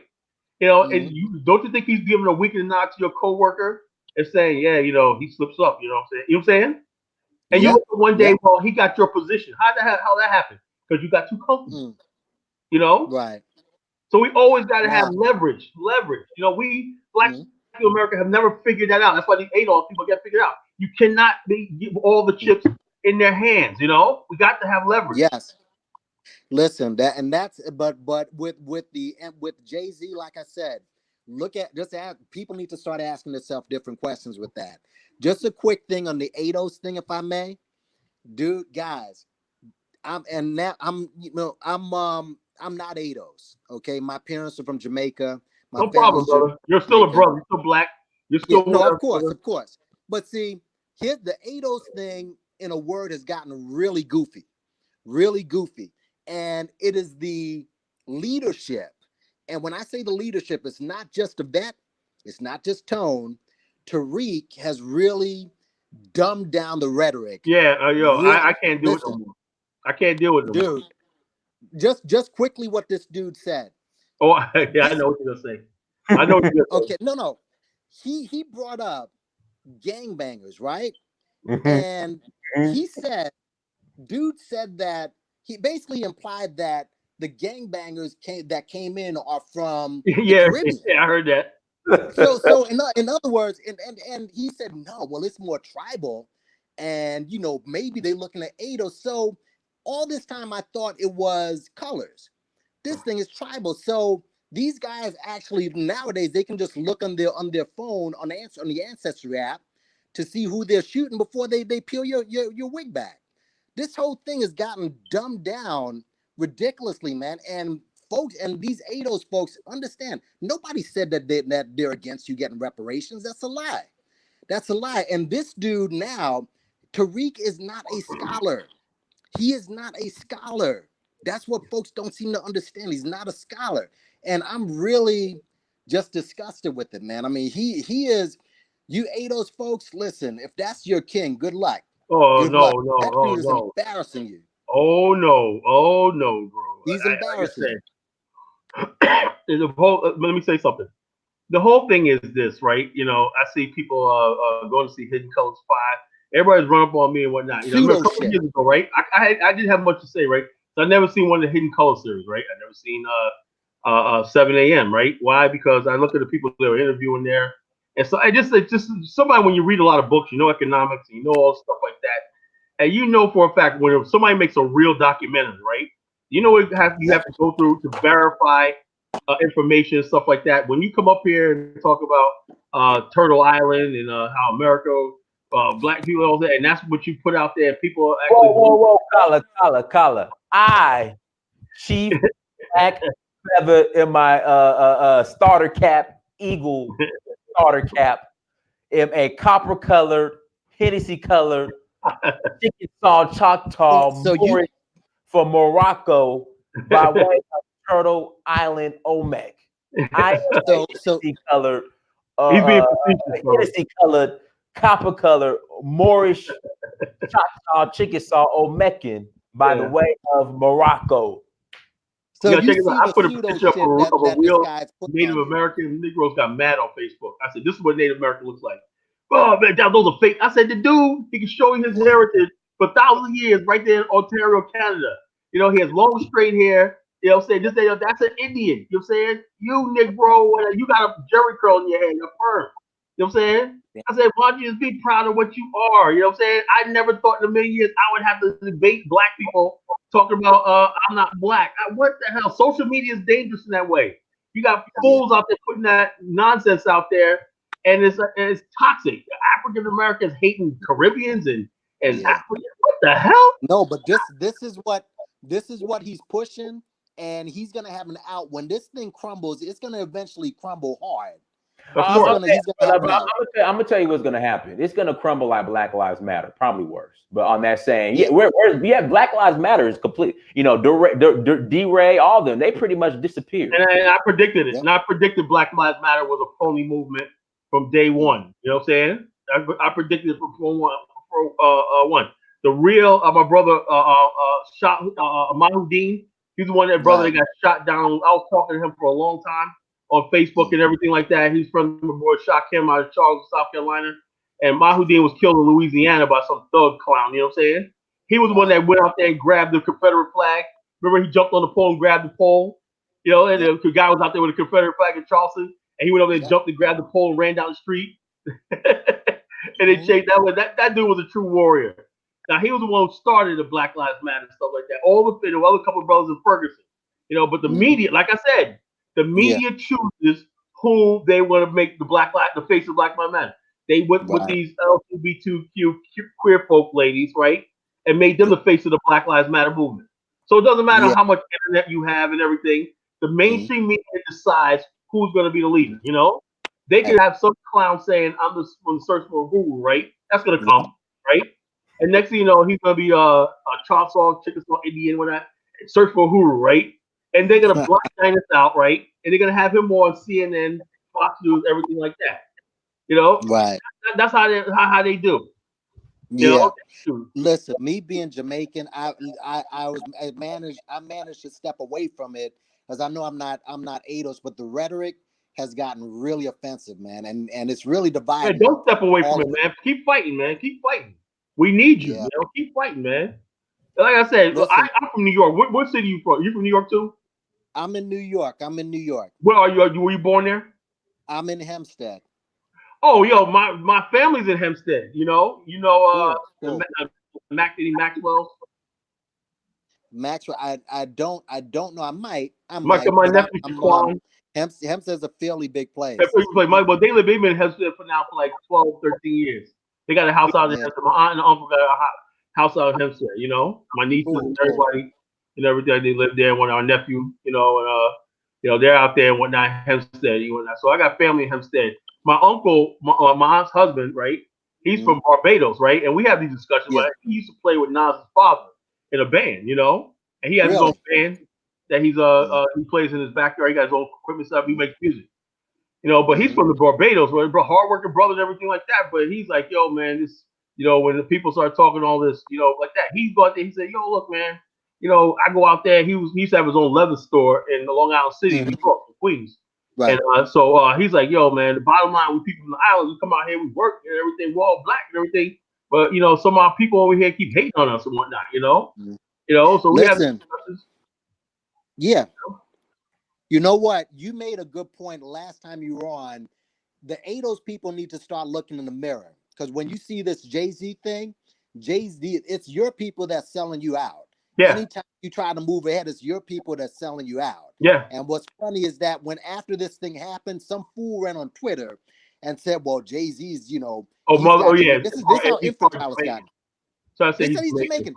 This is how infantile this has gotten. And again, Oh, no, I I didn't hear you. You said, Say, tell him again, brother. hold on, Carl. I didn't hear him. You said Jay-Z on Twitter. What happened on Twitter? somebody went on Twitter and they said, "Well, Jay-Z is really Jamaican. This is why his interests are against black people." They actually put that. They actually said that. See, this is again. I blame this on Tariq, because Tariq has done this many times where he's made he's dumbed down the rhetoric and brought it down to an infantile status, to name calling and stuff like that. That's why when dude gets, whenever anybody tries to debate him, he ends up, making jokes and roasting them, making puppets out of them. No puppets for Jared Taylor, who ran over him in a debate. Oh yeah, you saw that He'll debate. make puppets. Yeah, he just made a Jared great Taylor. point. You just made a great point. Yo, Jared Taylor ate his ass, man. Yeah. Pause, And no pause, puppets for him. Jared Taylor So killed man. Killed Yeah, him. listen, keep up the good work, you guys. I tune in whenever I can, and Thank you, brother. Thanks for the support. Keep up the good work. Thanks for the support. Absolutely. Oh, what's this? Britney Spears, Proto Man, 1, 2, 3, 4. All those fools who don't. I mean, all those. Who put this on the? How did this pop up? I don't know, man. Hold on. How do I They remove this? super chat. They super chat. I don't know what this is. Hold on. Hold on 1 second. How did this pop up? All those fools who don't. All those fools don't count. Like Eddie OS. I mean, all these fools don't count. Puffy, LL, Beyonce, and all their heroes don't count. How did this get on the screen? Can you remove it? That's what I'm trying to do. Hold on.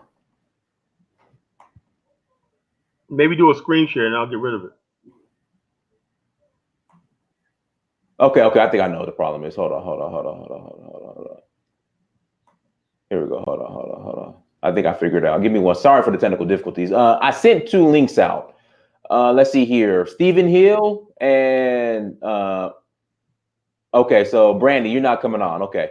But Stephen Hill, I sent you the link. If you want to come on, send me email to search for Huru. I want to hear Jay-Z Defender come on. Okay, any Jay-Z defenders want to come on? Hold on, let me try to find this. I figured out. All right, there we go. I figured it out. All right, cool. Any Jay-Z defenders want to come on? Again, email me, search for huru@gmail.com. Stephen Hill, I sent you the link. We're waiting for you to come on. But go ahead, Colin, in the meantime. Yeah, so yeah, like I said, what the brother was saying is absolutely right. Like I said, this ADOS thing is getting really out of hand. You know what I'm saying? I thought it was going to go away. Maybe I underestimated this thing. And then you got to understand something, Dynas. You got to understand something. I heard Anthony Brian Logan bigging up ADOS one time. I peeped into one of his shows, right? He was bigging up ADOS. I said, what I like about it is they seem to be pro-American. So what they're doing is a lot of the black conservatives are reaching out to elements of the ADOS and drumming up this American descendant of slave thing, whatever like that, as a possible ally in the whole right-wing assault on immigration altogether. You know what I'm saying? Now, what gets me is the ADOS, people, the mongers, the hate mongers, only seem to be attacking black immigrants. Right. That's what I don't understand. They only attack black immigrants. Now, did you see down in Mississippi where they raided that one factory that was arrested like 600 people, took out 600 people away, Right. because they were illegally there? Well, the Right. company held a job fair like a week later, right? And like 400 or 500 people showed up, mostly black. Right. So this idea, and this is another thing, right? What I want to talk about. don't think because the Republicans. Hold on, one second. Shout out to Gregory Wyatt, who also came on the tour for the super chat. All right, go ahead, Colin. Yeah, Gregory, what's going on, brother? Check us out. The Republicans want this whole immigration thing to go away. They need cheap labor. I don't know if Trump is ever going to win this or get that wall, whatever like that, because unless they basically the American corporations agree to take a massive pay cut, which means hiring American workers and paying them living wage and everything like that, I don't know what else to do because America's never really recovered from that financial meltdown 10 years ago. You know. Mm-hmm. So so a lot of companies can't afford to pay anybody $12, $13 an hour. They got to pay these people like whatever they're paying these illegal. They're probably paying them 5 something an hour, right? And they're probably deducting breaks and everything from them. But they know these people have no choice. You know, we don't know what they're getting paid. You know what they're getting paid, but you know for a fact they're not getting health care.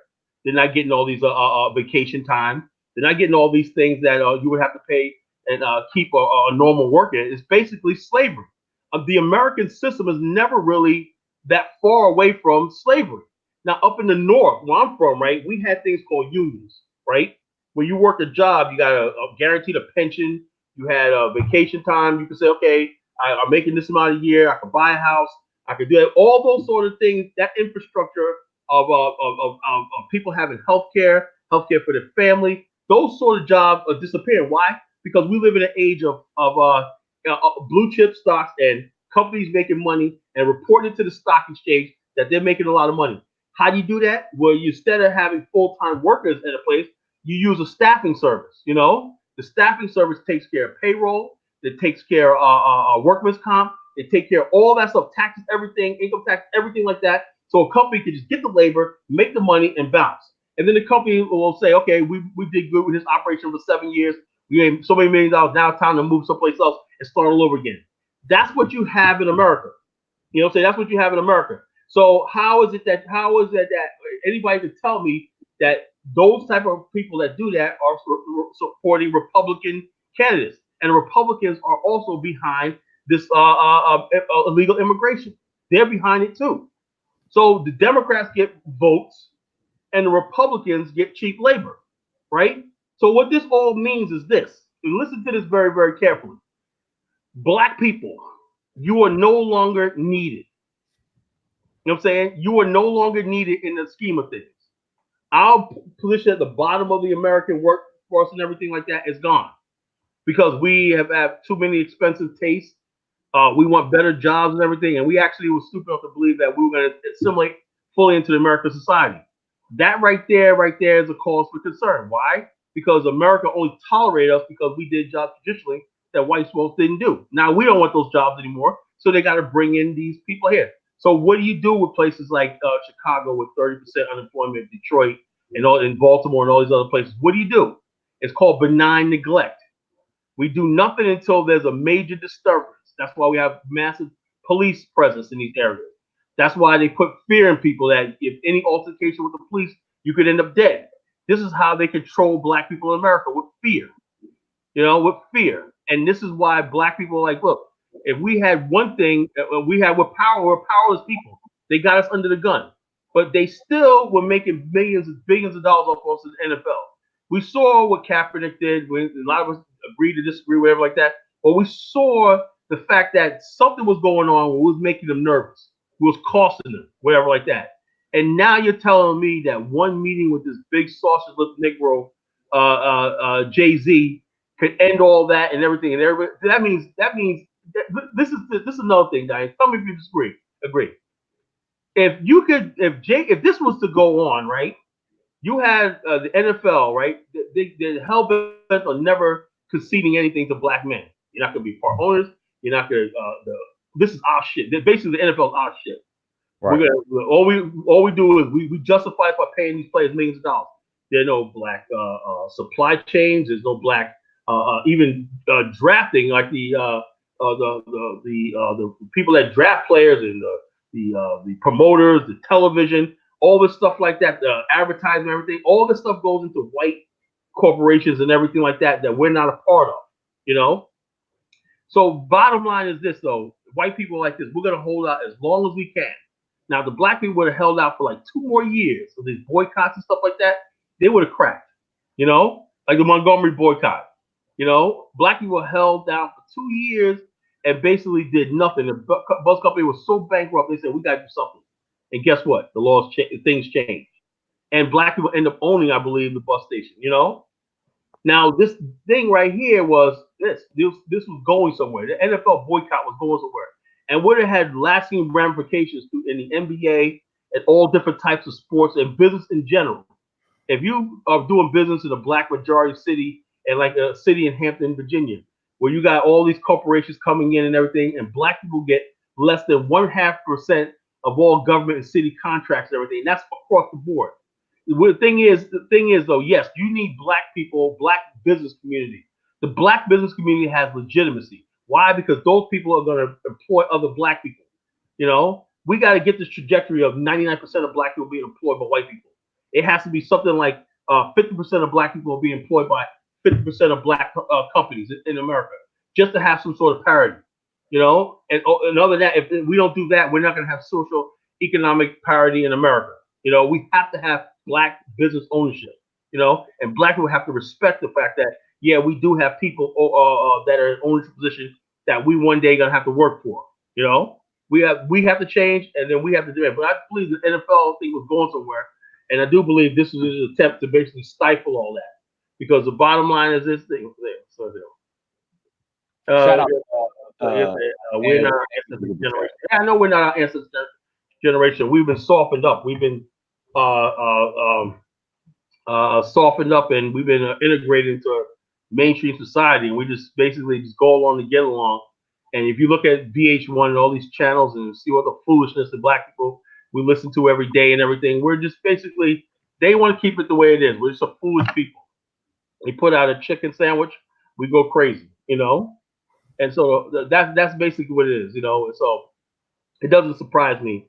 But this whole thing is what we found out was that Roger Goodell said we never offered any Jay-Z any deal, And I was like, wow, wow, that was something else. Maybe he took the heat and said, we're gonna pull back a little bit and we'll work something out. But the whole idea, Colin, we got a Jay-Z defender on. Kurt, go ahead. so let's get here. Hey, yeah, man, how y'all doing?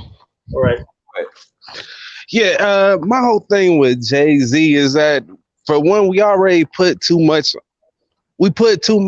stock into Jay-Z being this big black defender in the first place. That nigga didn't come out, talking activism shit. He was really just talking street shit. So my whole thing, I think everyone gets confused with that whole Colin Kaepernick thing too, because he's not our Muhammad Ali. He's not like this. He's just not. So even if Jay-Z making his little moves and he doing little silly stuff, like, man, what it is we put too much stock into both of those dudes, and I think that's got everybody kind of riled up. But in principle, do you believe that Colin Kaepernick had a point? I think you're muted, brother. I know I did, because he's breathing in the phone, or I don't know what's going on. Okay. Like Darth Vader, but go ahead. So my point is, do they have a point? I mean, Jay-Z came on. I remember when Jay-Z came into the picture about this, right? First it was Colin Kaepernick, right? Then he got kicked out of the NFL, right? First it was all about Colin Kaepernick getting kicked out of the NFL, right? And the players still taking the knee. And Colin Kaepernick was like, well, I'm not going to return to the 49ers. We don't want him back, blah, blah, blah. He never said he wanted to come back, right? He was going around, and Jay-Z said, well, I'm not going to do that. Jay-Z was about to sign a thing where he's going to do NFL shows and stuff like that. So he just said, I can't do this right now. The heat is on. So I believe Jay-Z was just biding his time. I believe being with the Nets wasn't enough. I think Jay-Z had his eyes on the NFL probably good over a decade. This Kaepernick thing just delayed him a little bit. So basically, when Jay-Z said, "Well, screw the 2 years ago," he said, "I'm not doing the NFL shows." Blah blah blah blah blah blah. Everybody said, Jay-Z, okay, whatever, And then what really changed since 2 years ago when he said that, and now Kaepernick is not back in the NFL, right? even though he got a settlement, right? They never said that he still wants to play on a team, right? And no team, the NFL owners didn't want him in there, and Colin Kaepernick, the protest got beyond Colin Kaepernick. He can't stop that because it's not just about Kaepernick anymore. It's about a lot of other stuff. Like I said earlier, advertisement, the players' injuries, and a lot of other stuff and everything, making people stand for the national anthem. They basically said, "You better stand for the national anthem" and all stuff like that. The national anthem wasn't always in sports, in the NFL. That was something recently they just started doing. And so therefore people are like, okay, well, you're gonna stand for the national anthem because the fans. Then you have fans saying they want to get out, stop watching the NFL. The NFL is losing billions of revenue because viewership is down and stuff like that. And so the whole thing is we have to get people back into the thing. So they had a settlement with Colin Kaepernick that paved the way for Jay-Z to make his way back. You know, and so this is what it's all about. So the only thing standing in Jay-Z's way is the reaction from black people in social media. And the reaction from black people in social media, and rightfully so, we got to have this fight. There's some people like, yeah, well, this shows you what people are. Killer Mike, this is we're at the seat, we're gonna have a seat at the table. Whoa, who is we? Who is we? And then other people say, well, Jay-Z could do whatever he's a business. Yeah, okay. But the whole thing was this was over a boycott and a social issue. Shouldn't that be decided by the people on the internet, people who are social influencers and social activists? Shouldn't we have that conversation? Why should one person who made Jay-Z the Lord and Savior of Black America? That's the problem. And so it's a principle of the thing. Who gets to decide when to make amends? Who is Jay-Z? Did anybody know Jay-Z that I didn't know about, Dinus? Did anybody appoint him as something? Did he get elected or something? No. No, that not that I know of, because he's Jay-Z. Another thing I want to say this, and I want to bring the brother back. Why is it that I can't turn on a TV, watch any show, award show? I don't even watch it anymore without Jay-Z and Beyonce showing up. I thought I didn't get to see the movie Lion King. I said, okay, I'm gonna go see Lion King. Guess who is on the album of Lion King? Beyonce. And her and Jay-Z showed up in African garb at some event. I'm like, do they have to be in everything? Do they have to do Jay-Z and Beyonce? Why is this? Why? Because the bottom line is this: when they get ready to have the elections, whatever like that, like Hillary thought that bringing Jay-Z, Beyonce out the last yeah. The scene that angered black people. That angered us. And then when the success of the Black Panther movie, right?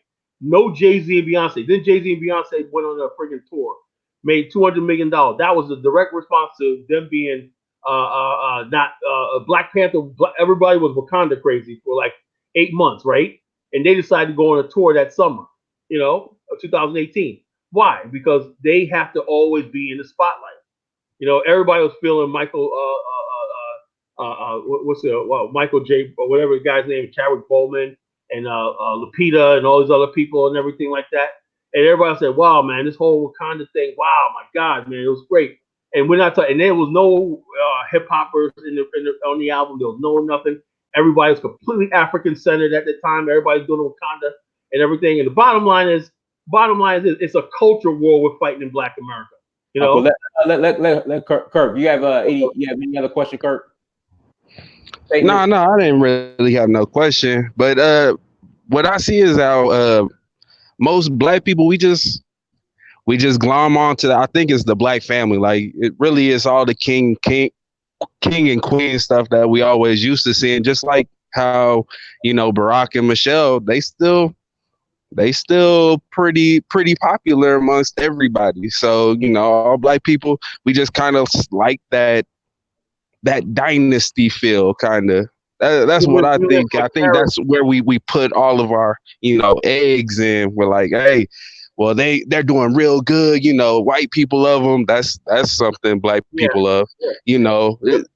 I think it's mostly that, and so we kind of put a little bit too much stock into it. It's like, oh, when they start making king move and dynasty moves, like black people was kind of confused because we thought they was playing on our team. So, man, that's all I had to say, though. All right, brother. Yeah, good commentary, brother. Good commentary. I was like, hey, brother said it like that. He's right. And this is the thinking of a lot of black people, particularly younger black people. We're not stupid people, you know. Hold on 1 second, Colin. All right, let me read this comment. Raheem Israel. Oh, I already know where this is going. Yeah. Anybody with the last name Israel and Bay already know, and L already know where this is going. I respect that, brother Dynasty, even though I don't ID with Africa. And see, I told you. Yeah, Uh, yeah, you all are very disrespectful toward us who don't hold your ideology. Raheem, you are more than welcome to call in yeah. and Call in, brother. You know what I'm saying? and, Like I and said share with earlier. us your ideology. Yeah, check So this out. Call in. Talk to the College Genesis. I'll be nice. You know what I'm saying? And so here's the email, brother Israel, and you're more than welcome to call in and share with us your ideology. yeah, we want to hear it. You know, and the whole thing is this. My whole thing is this. I would think that it's what appears becomes apparent, right? That's the way it is. If any other logical people for tens of thousands of years, if I appear to be an African, I must be one. You know, I look in the mirror and whatnot, and I'm saying, God, I see all my life I'm a black man. You know, and my ancestors came from the African continent. When I was a kid, I used to have dreams that I was in an African village. You know, I was an African village. I had an African name and all stuff like that. I used to have these dreams. I used to always go back and everything like that. And I wanted to give myself a value as am I crazy or something, you know? But that's something that's in me.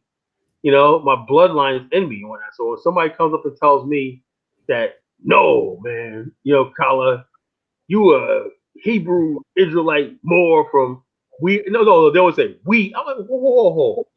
Now, if you want to identify as a Moorish from Morocco, Hebrew Israelite, turtle out, that's fine. You know what I'm saying? That's your thing. But why is it that these people, if they had to put diet, imagine if these dudes had power. You know what I'm saying? They would come in there and put a gun in your head and say, what are you, African or Hebrew Israelite? If you ain't Hebrew, I'll bust a cap in your ass. You know what I'm saying? And I'm like this. If you want to be Hebrew Israelite, like I tell brothers one night, you know, I try to be nice and whatnot. Okay, my Moorish brother one night. But we no, look. If you want to identify with that, that's fine. We can have a conversation. Let's talk about basketball. Let's not talk about this. Why? Because you're never gonna get me to agree with you. You know what I'm saying? But they see it's not about Dynas, it's about us, right? It's them. They're not secure in themselves. You know what I'm saying? They know deep down inside what they believe is bullshit, you know. And I still want the brother come on, but but they know they don't believe in what they believe in, right? So when they see people who say, "Yo, look, man, I'm African American, blah blah blah," I like to connect my roots, and I know I did my ancestry DNA. Hold on, guys. Again, if you want to call in, email me and I will send you the link. Email me, search for Uhuru, because people keep asking, what's the call-in number? There's no call-in number. You send me an email. Yeah, baby records, escapist Negroes. Yes, black. Let me tell you something. This is what it is, right, folks? Right? It's called escapism. You know, you want to escape from the reality of being black. Look, let me say something, right? Let me say something, right? It is very painful, right? When I first heard about slavery, when I was a kid, I saw Roots, right? And then I found out that my ancestors got their ass kicked, right? I was angry. I was like, what are we gonna do to get our revenge, get back? Well, boy, man, ain't nothing you can do. You know what I'm saying? Man, forget all that, blah, blah, blah, blah, white man, blah, blah. That's what I was told, you know? And so a lot of black people have all this pent up frustration because it doesn't seem like we've ever gotten revenge or reparation, whatever, from slavery. So instead of basically joining with people like me, a dynasty, whatever, and being proud of what we are, we'll try to forge a future. Study Marcus Garvey, study all these people like that. Be proud to be a black man. They want to escape from being a black man. I was already here. You know, oh yeah, well, what language you speak? I don't know. You know what I'm saying? Well, what foods did you grow when you were already here? I don't know. What written language did you have? I don't know. I was just already here, and then they get mad when you start grilling them. Okay, I hear them say, okay, well, yeah, you were already here, but Colin, one of them said that they spoke English before the Europeans came. Lord, I heard today that the ancient Romans were black. I heard that. No, Colin. Somebody in the chat room said that the ancient gladiators were black Jews. And this is what I'm talking about. And you know what this comes from, Diane, right? Dudes with criminal minds, right? When you have a criminal mind, right? People think that a criminal will always try to corrupt the system and try to circumvent. Well, a lot of criminals have learned how to circumvent and corrupt history. You know, I remember I studied martial arts, right? I studied Jeet Kune Do, Wing Chun. I studied Jiu Jitsu and everything like that, right? I remember one of my drills I was doing called sinking hand. Boom, boom, boom. It's like a sinking hand drill, right? And also, I've been doing this for years, right? I know it's Chinese martial arts and sensitivity. So you can feel your opponent, you can tap your opponent, feel where his energy's going, right? I'm sitting there watching this one video, right? And this is like 10 years ago, right? This is when I got hip to this Hotep thing, right? And this dude said, I'm now practicing the Kemetic hands. I go, Kemetic hands? I go, that's a G sound drill. That's push hands. That's the Chinese martial arts. I've been doing it. And no, this is Kemetic hands. I'm like, damn. I say, not only are you stealing people's history, you're stealing their martial arts. It's all, see, the Kemetic hands, blah, blah, blah. I'm like, dude, why can't you just say you're studying Chinese Kung Fu, you're studying Jiu Jitsu, you're studying Shina, and all stuff like that? Why you got to make up some other thing saying, why? Because, and we're the only group of people to do that. Why? Because we've been so detached from our history. I think it's a crime. It's a crime. It is a crime that Black people in America do not know their history. You know? I think Comedic huh? Comedic. The Kemetic hand. I'm gonna find the video for you, Dynasty. They ain't deleted. It's on YouTube. The Kemetic hand. I'm like, Lord have mercy. Now they even take the martial arts and Hoteping. You know. The bottom line is because Black people are taught the reason why the education system we got here right now in America is this: once Black people find out who they are, right, and what you're capable of, you still find out about the Mali Empire, right? And then when I found out studied the Mali Empire, That's the problem. They skip over the Mali Empire, the Songhai Empire, the Shanti, yeah, and go right to the the Oyo Empire. They'll skip all over that to Kemetic hands. Kemetic hands and everything, you know. You know, I mean, forget about the Congo. Think about the lost civilizations. Basil Davidson has a book called The Lost Cities of Africa, right?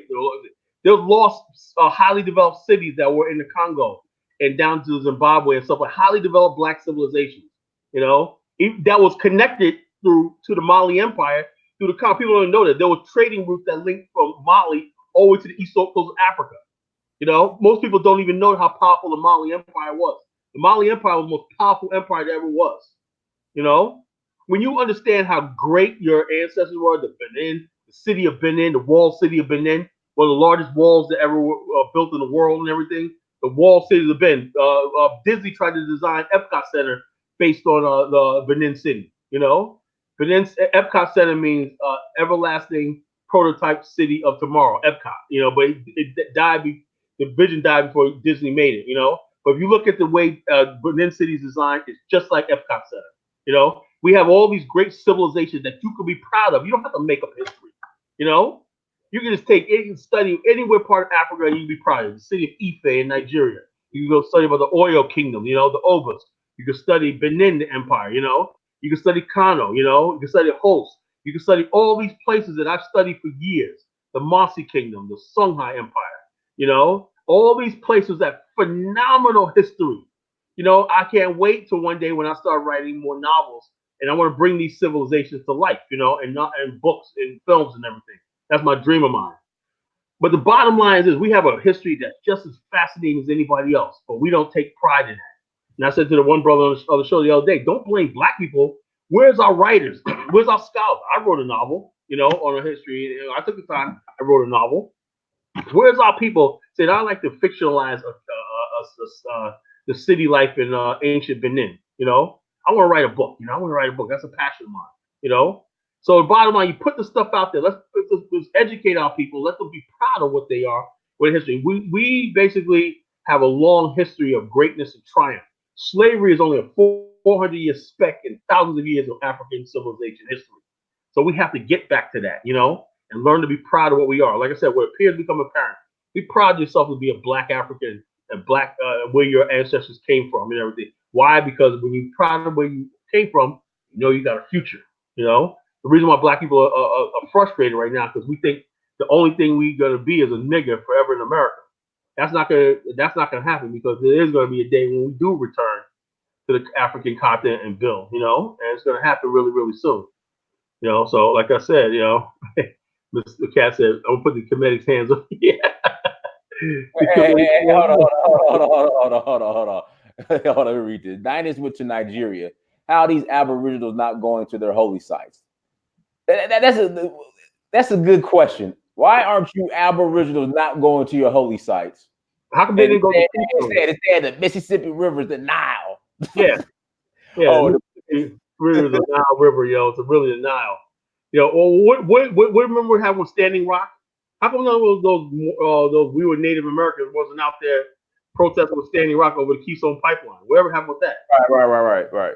Where was that? Where were these people at? They were sitting there going, well, blah blah blah. So the whole thing is this. All this is because fools got access to the internet, right? And also, every time I get ready to debate somebody, right, I could tell right away, and I know somebody's a certain person probably watching me tonight, and I probably don't want to bring his name up or whatever like that, but I could tell when somebody has real research, right, and somebody getting stuff just they found on the internet. You can't fool me. I know when somebody's read books and they verified it, they read several books, right, before they make a strong statement about history or whatever like that. And I can tell when somebody just read something or just repeating something they heard online. Because a lot of times what you hear online is not make any reasonable sense. It's not logical. There's no peer-reviewed scholar will say that black people in America, we black people in America, were here in the Americas prior to the Atlantic slave trade. There's no DNA evidence. There's no peer review. There's no anthropological evidence. There's none of that. African Americans are descendants of the transatlantic slave trade. That's how we got here. We got here via the transatlantic slave trade. We're just Africans who were living in America. We're not indigenous to America. We're not Native Americans. We're not Moors. We're not Hebrews. We're not any of that. We're not even damn Christians. We may practice those things as a religion. Our race is African. I believe in race. Your race is who you are. Your race is your soul, who you are, your biological race, your body, your mind, body, and soul is black African. That's where you come from. That's where your roots are. And that's where your allegiance lies. Anything other than that is just an attempt to circumvent and basically try to suck up to white people because you go to white people like, yeah, nigga, I hate you. You are white Africa. I ain't African. Yo, bro, I've seen this happen. It's now happening. White people are telling black people, get the hell out of go back to Africa. But fuck you. No, I'm indigenous to America. And white people are like, what the hell are you talking about? I'm indigenous to America. Now they're trying to use that on white people. It's going out there in the mainstream now. And I heard in this one Native American group, Native American group, right? This guy's putting up, this Native American putting up beautiful pictures of Native American life and everything. Well, the original Native Americans were black. And they show some pictures. You know how back in the days, Europeans used to paint Native Americans as dark, red, you know what I'm saying? They exaggerated their skin color, anytime they exaggerated skin color, says, oh, see, they look black. No, fool. That's the way they paint them because they exaggerated their skin tones, whatever like that. But Native Americans are not black. They're not black. They're red people. They're Polynesians. They're Amerindians. They're Mayans. They're all these other people. And bottom line, they're not African. We are not related to whatsoever. We have no DNA connection to the Native Americans in North America. What's the number? You're pushing not the truth. Oh well, if you want to call in, are you dense or something? Britney Spears promotion? I don't even know. That's probably a white person, But you don't even know if I want to talk to white people on this type of platform, But the bottom line is, I know he ain't got the ball. Okay, hold on. We have a brother from Israel on. Go ahead, Yahuda. Go ahead. No, I'm not from Israel, man. I'm from West Africa. Well, I'm not from West Africa. I'm a descendant of the slave trade also. Do I know you, brother? Do I know you on Facebook? I'm not too sure. I don't think so. What country are you from? You from Liberia? No. I'm from the Bahamas. Oh, okay. I'm from the Bahamas. Yeah. Go ahead, brother. Go ahead. All right, let me shut up. All right. I only called in because I am an Israelite myself, but I just wanted to say that not all Israelites believe that we are not from West Africa, because there's a lot of us that Okay. actually do research, and then we really know what we're talking about. Like, we don't do all of that. Oh, we're not from West Africa and all that. We don't. But some of them that do that, but I'm not bagging on them, but we don't do that. I know this, bro. I know. Okay, well, Yeah, brother, but this is the thing, brother. No West African. Okay. West Africans identified themselves by tribe. They did not identify themselves as Israelites. So so where is the Israelite coming from? the Israel is coming from. There's a lot of the tribes that are in West Africa that migrated there. They have a No, migration bro, history. listen, bro. I've been up and down West Africa.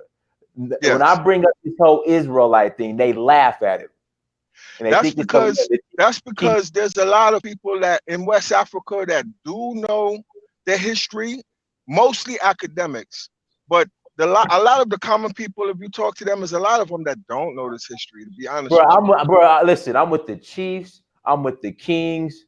It's Let me brother. I let me mean, come on let now. me I've went up and down the coast, taught the Kings, Chiefs, people who know I mean, these West, they're very versed let me tell in you this. Well, I did find out.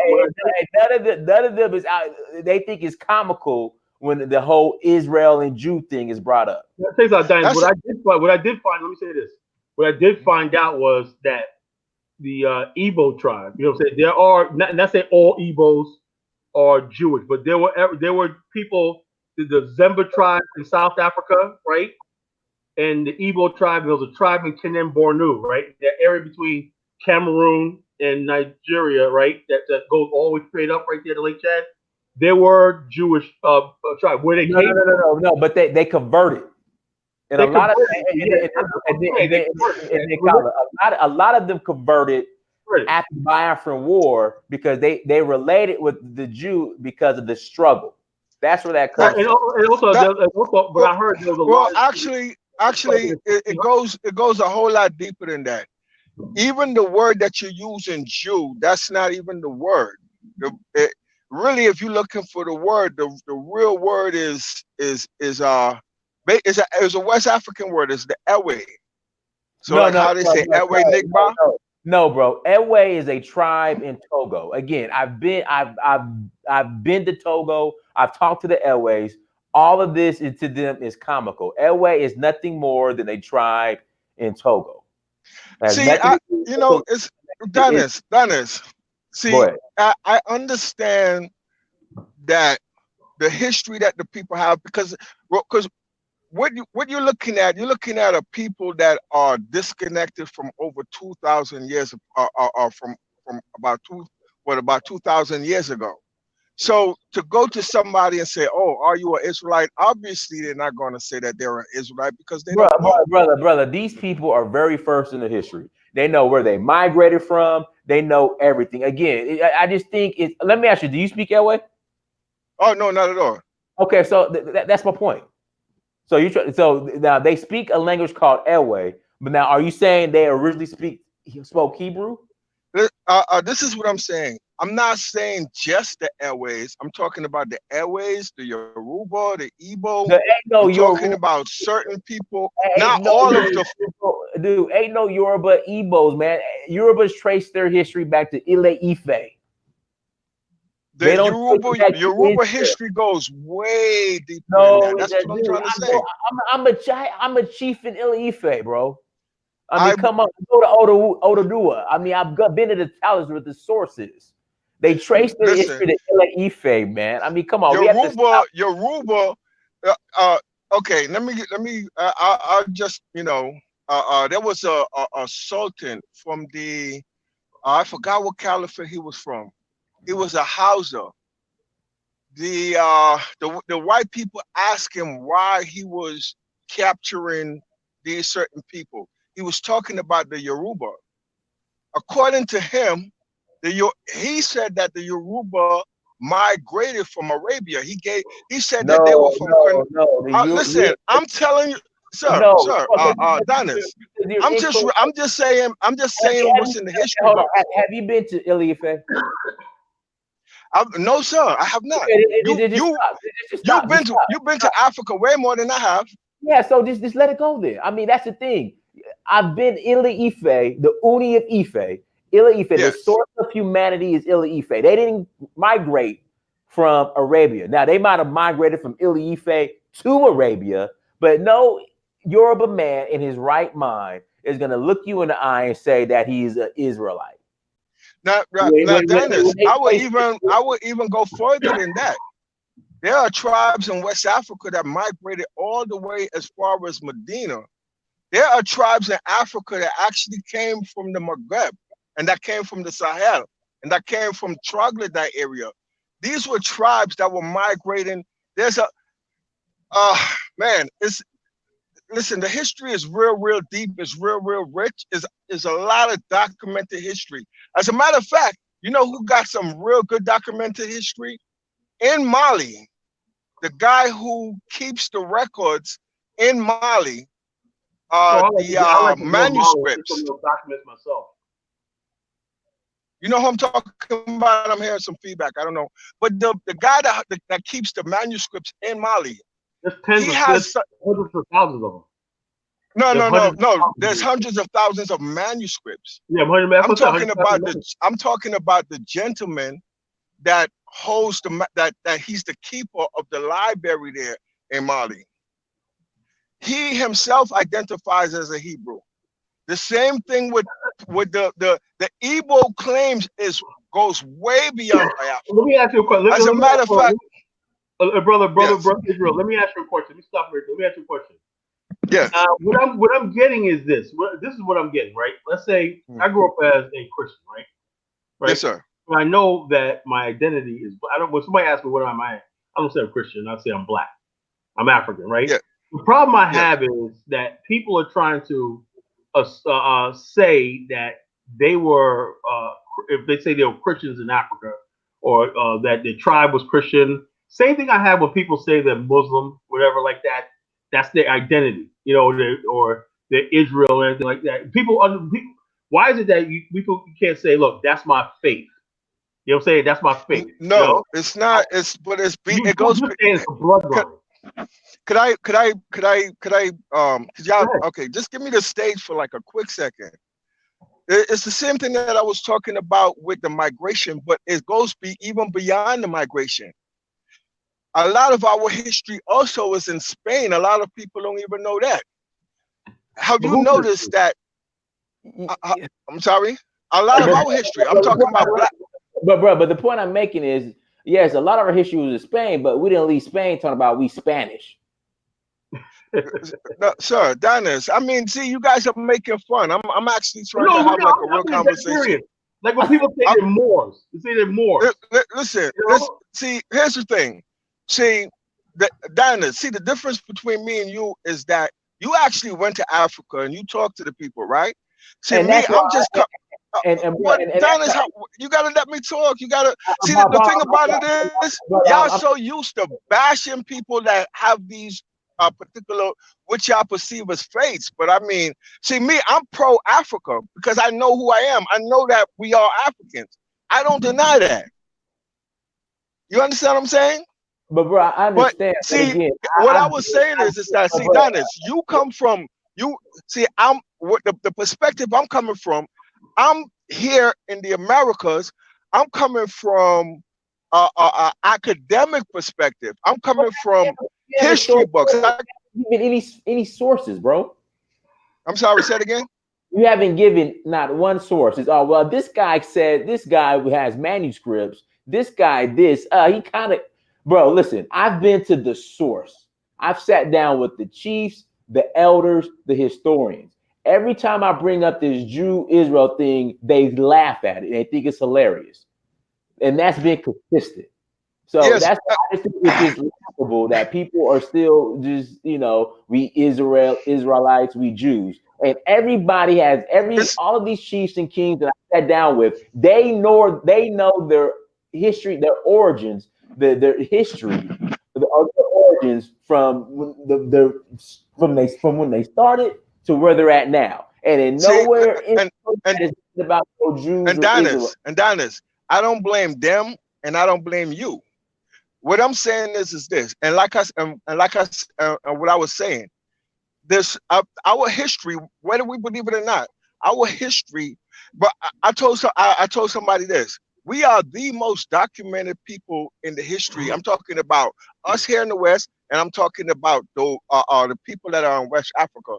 So, so what I'm saying is, we are the most documented people in history, whether people believe it or not. But people don't know where our history's at because you have white supremacy is doing their best to cover up our tracks where we've been. No, let me speak. Let me speak. We did a lot in history. We talk about Africa, right? It's like for some reason everybody takes the narrative that's given, and I understand why. Like even when you look at North Africa is white now, but it never it wasn't always that way. North Africa used to be black. As a matter of fact, the Ghana Empire, a lot of the people that was in the Ghana Empire actually migrated from the north.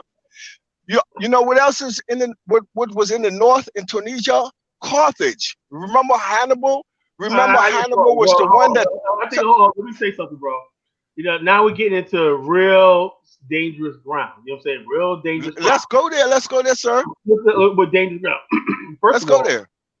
First of all, you just basically omitted one of the major groups that was in North Africa and that part of West Africa, the Bedouins. They're called Berbers. You know what I'm saying?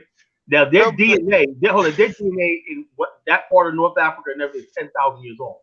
You know, and they're basically a lot of the people you call Jews and stuff like that, like El Sahi that visited the Mali Empire and met with Mansa Musa or the king that came after him, that drew that picture of him approaching the Mali king and everything like that. He was a Jew, but he was from Spain. You know what I'm saying? He was from Spain. But now there was a lot of people who practiced that. What kind of Jew you think he? What kind of Jew? Sir, let me ask you this. People, some black people there converted, just like some people converted to Islam and Christianity. Genesis. Can me and you be friends on Facebook so I could show you some books from the 1400s, from the 1500s? I know all about bro. I know all about the freaking Mali. Let me ask you this, Genesis. Yeah. You have Jews that was living in Spain, right? Right. Do you know where these Jews were living? Do you know that they were living in Moorish Spain? So why are these Jews, sir? Hold on. Let me stop right there. First of all, the original the term Moor didn't come out to the Middle Ages, right? And the term is a descriptive term. There was no one particular people called them Moors. They were called Almoravids. The Almoravids are people that lived in Mauritania. That's actually not a fact. That's actually not true. That is the truth. That's not true. The Moors, the description for the Moors, sir. I'm very well versed in history. Whether you believe it or not, your history is partial. Sir, your history is partial. The word Moor was used for all of the Afro-Asiatic tribes that invaded Spain. It was used, sir. It was used for. They used to call the Jews Moors, sir. There were all the black Afro-Asiatic peoples. And the first set of Moors to invade Spain was from the Zagawa branch of Moors. Those people were the people who were the people from Kahina, from North Africa. You understand what I'm saying? Okay, bro. But again, at the end of the day, what does this have to do with you being Israeli? I never said I was an Israeli, sir. What I'm saying is that the history of the people that are in West Africa and the people that are in the Americas and also the Bantu peoples that are in South Africa and all of these areas, the history goes a whole lot deeper than what people think. And what I'm saying is this. Listen, this is all I'm saying. It's well documented. You understand? It's well documented. That's why I say, like, it's kind of hard for me to argue here, especially when everybody is being, antagonistic to me. But that's why I say, College Jennings. That's why I say, let me and you link up on Facebook. and I could show College age you. is 2 words. I could College age. show you history books from the 1400s, from the 1300s. Oh, I could show you, I like to read this sir, stuff. Like I said, I sir. do my I research. could show you. I could show you a book right now that they sell Oh, we for don't have time. $65,000. Hey, Right? hold on. Check this out. Dynus, man. This guy, Britney Spears, Proto Man, keeps trolling me, right? He was talking about he wants to come on and everything like that. I want to eat him alive. He said, let's talk. He said this like 20 times. We put the link in the chat room. Could someone put the link to Dynas's thing in the chat room? Someone, please, with the moderators, please. Put the freaking link in there. Please. Help me out. I mean, you guys can laugh at it, Dennis, but No, we're not laughing at you, all yo. I'm saying is, I'm laughing. so I'm listen, all I'm saying is the history of the people in West Africa is well documented. A lot of the people who are in West Africa migrated there. Some of these people that migrated there actually even migrated from out of Europe also, because there was a particular time, listen what I'm saying, there was a particular time when blacks invaded certain parts of Europe and was ruling over certain parts of Europe. Well, no, you did have black Romans. Look at what was his name? Lucas, the guy with the dreadlocks. He's on the what's that thing? What's the thing in Rome? What's that thing in Rome? This gate is the Titus Gate. They have a depiction. They have a depiction of a dreadlock army. There's a depiction of a dreadlock army. They were North Africans. He was a Roman general. He was it was an army that. Okay, bro. Repeat what you said. They were what again? They were what? They were North Africans. Okay. They were. Okay. They were North Africans. Okay.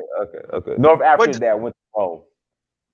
They because remember, Rome also took over parts of North Africa. There are tribes, right? So the black Romans took over North Africa. No, I never said that, sir. You just said they were black Romans. Sir, I'm not saying black Romans. What I'm saying is there were black people. Yeah, I agree. Black right. I agree. No, of course there were black people in Rome. Of course. Black people in Rome. Yeah, of course. Yeah. Well, we know that. Yeah. We all know that. But the thing is, the thing about black people is, let me say something. This is very clear. We know that in the Moors, there were people in the Moors culture. There were blacks and Moors, right? That don't mean the Moors were black. We know that there was black. Hold up.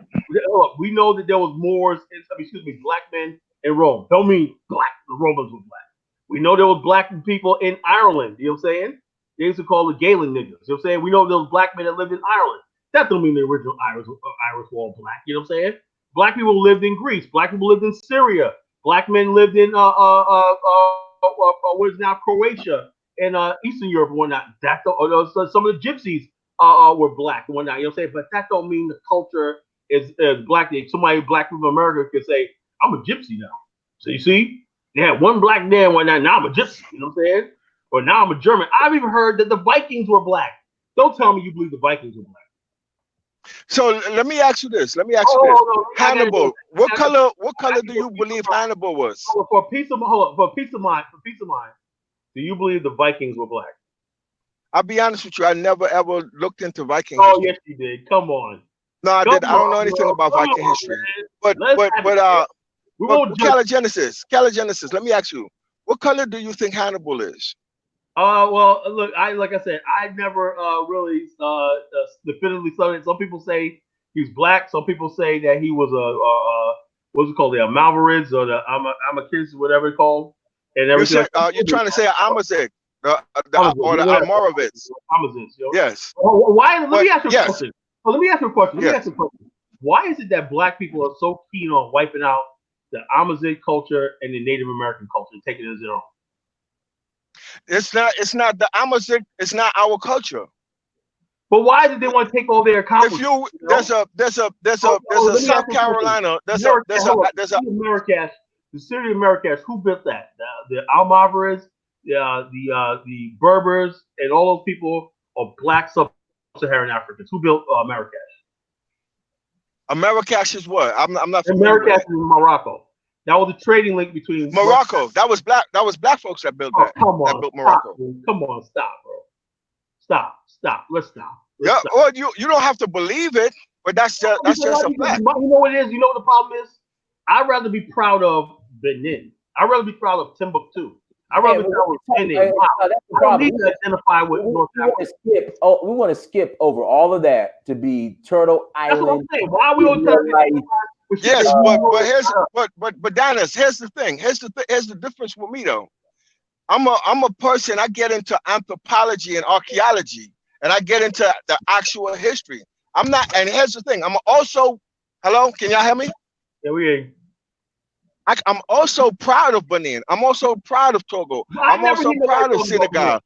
Senegal. I'm also proud of Guinea. I'm also Guinea-Bissau. I'm proud of all of that. Matter of fact, I'm proud of the whole entire continent. Yeah, but You everybody. Let me understand what I'm ask you saying? something, brother. I That's the reason why have never heard anybody go hard for Benin. Never. I put up all well, kinds of me stuff on Black personally, History Month on I Benin go hard for and everything I like go hard for Ghana because bro, that's where I want to you're relocate going to. hard. You're going hard for the Moors. You're going hard for North Africa. You're going hard for Rome tonight. You're talking all stuff like that. And the bottom line is this: those were areas where black people were suffering. Black people didn't have any clout in these places. You're kidding yourself. They were suffering by invaders. Invade? Not No, they bro. Come on.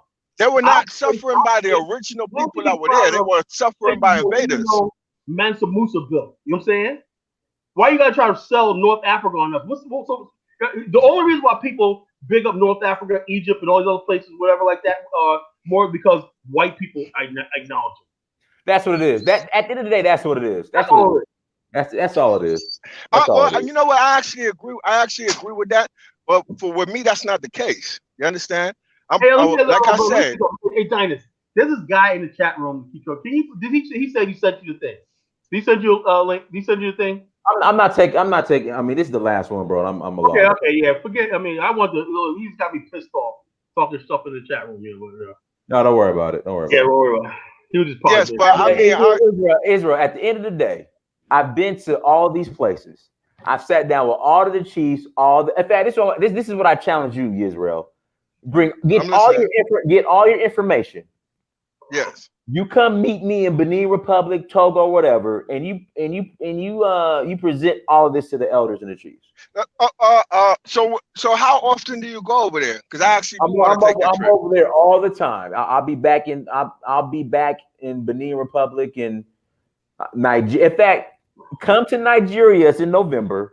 I will take you to Ile Ife, and you can tell the Oduduwa and the Uni and all the Obas that they are really Israelites. No, that's not T, but that's the thing. I'm Are, not. I'm sorry, Jews. Me Are Jews. personally, I You would can rather go tell they into are Jews.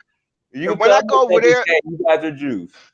But there are a few black African historians that I want to go and talk to. No. Not only that. No. We're not playing. We're not deflecting. I'm gonna take you to the source. I will go with you. I would go with you where you want me to go. I want you to tell them that hey, you guys are Jews, are the Jews. But who says anything about any Jews? Like, You you understand? just said Listen, that. this is my perspective. The identity that the white Jews have was stolen from black Africans. You understand? That the culture that they practice, that was the reason why Oluda Equiano, that was the reason why when he heard about the Jews and he heard about their customs, he was like, hold on a second, that's the same thing that we do in Igbo land. And this was back in the 1800s with Oluda Equiano. It's the same thing that we do, but these Igbo, the fake Jews, these Igbos are claiming to be Jews, only started claiming to be actual Jews during the Biafra War, so they could get help. Sir, Oluda Equiano is from the early 1800s. Did he ever say he was a Jew? He was. Listen, nobody is saying, because you have to understand the word Jew is a European word.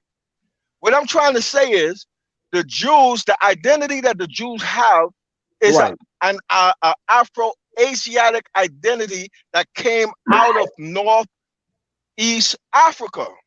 That's right. what I'm saying. And the point I'm saying is, I agree that the Jews took certain customs from Africans, So but this are you saying idea that But people that but Dennis, answer this question. What history that you know of those white Jews being in Africa? They never been there. So where are they are they getting these customs from? But Somebody converted them. the right, Ethiopians do? Hold on. and this is the thing. Well, I'm look not. at what the Ethiopians do. Hold on, Carla. And I'm not disagreeing with that. But the African never identified himself as a Jew or an Israelite. That's the point I'm trying to make. So, You know what? I actually agree with you. Now, can I say this? If you look at there's a uniformity between all the Bantu tribes in Africa. One, they all have a migration story, and even with the Yoruba migration story goes beyond Ila Ife. Number two, let me finish. Number two, Mhm. they all in their language. You know what they have, because you remember scientists have this thing that they call the Bantu expansion, right? But they try to claim that the Bantu expansion started from the west and spread it east. Here's the problem with that. The problem is that all of the Bantus have traces of Mother Nature, and they have traces of Hebrew in their language. Not only that, the Hebrew that's found in their language is actually no. You see, for you to know that, you have to actually speak to what you call those people that linguistics or whatever, those people that do that. But anyway, not only that, the words that they do, especially Yoruba have like one of the strongest. If you compare the Yoruba words with Hebrew words, this is a Okay, fact. okay. I So could send you the information on this. hold This on, is not coming from me. no. 'Cause This is coming from African scholars, not me. listen. Let's deal with Yoruba. Give me an example Yes, of a Hebrew word and a Yoruba word that's similar. Go ahead. Dennis, can I Answer do the this? question. Answer the Because question. I'm not the expert on this. I'm not the So expert on so this. You so if sound you're like an not expert on it to me, man. so if No, you're but not listen, no, but Dennis, but hold on, y'all, no, y'all bagging on me. Hold on, y'all, hold on. See, I'm not the expert on this, but here's what I could do. I could send you the source, and I could let you, and you could see a linguistic going through comparing the words. It's not just the Yoruba; it's all the Bantus, the ones in South Africa, the ones in West Africa, and even some of the well, they don't call them Bantus, the ones from North Africa who are in the Maghreb, but like people like the Bambara and tribes like that, they all have a uniformity. As a matter of fact, even and what I was saying earlier with the Ghana Empire, even with the Ghana Empire, they do you know that they migrated there? Do you No, remember no, that no. No, hold on. Let me do say, you sir, do you know that the no, Ghana let me listen. This is an educational platform. I gotta stop you right there. no, but this is Kyle, real quick. This is my issue, Mr. Israel. You're coming on here like you're an expert, but you're presenting no facts. Again, I asked a simple question. You made a claim that there are Yoruba words that are the Hebrew words are similar, right? And I'm just asking, give me one word, and you can't even do it. Let me ask you a question. there's a whole bunch of Hey, there's a Tico, whole let me ask you. Give Let me me. a sir. word. Give me a No, word. Give okay, me a okay. word. Listen, check this out, Dennis. If I send you to that, because what I want to do, I'd rather send you directly to the source. Because Hey, me, I'm a student are you myself. talking about? I was just Oh, asking. let me ask you a question. Yes. Are you quoting Rudolph Windsor's book? Oh no, I don't go because I don't no disrespect to Rudolph Windsor, Well, he Rudolph wrote the Windsor book. book. He wrote the book. He had me believing one time, until I read more books and more books and more books, and I Yeah, realized but back then, 20 years ago, how dangerous it is while people putting out misinformation to black people and whatnot, and I believe that we were Jews, 20 years ago. put it like this. Put it like this. Check this out. I will say this, right? Because a lot of the books College Genesis. I want to let me know your page on Facebook. I It's want to college send you. Yes, sir. I want to send you I'm trying. I want to send you books. I'm talking about because the newer books, they're not going to tell you this information. You have to go into the old books from like the 1300s, 1400s, 1500s. They tell you the truth. I want to send you some information about what these dudes was writing from way back then. You understand what I'm saying? Well, hold on. About who? Let me save you some time. I do want you to come on my page and be your friend and whatnot. We could have some nice, lively public debates, and trust me, it gets interesting, you know. But my whole thing Yes. is this is my whole thing, right? Well, what I got, like the college Genesis always says, what exaggeration is what, Dennis? The bastard child of what enthusiasm, Enthusiasm, right? right? Mhm. You are a Israel Jewish history enthusiast, right? And not doing it for, you know, people tend to exaggerate. You know, if a black man was seen on Mars, right? Guess what? If they see a picture of a black man on Mars, guess what? There's gonna be a whole crop of people saying niggas come from Mars. You know what I'm saying?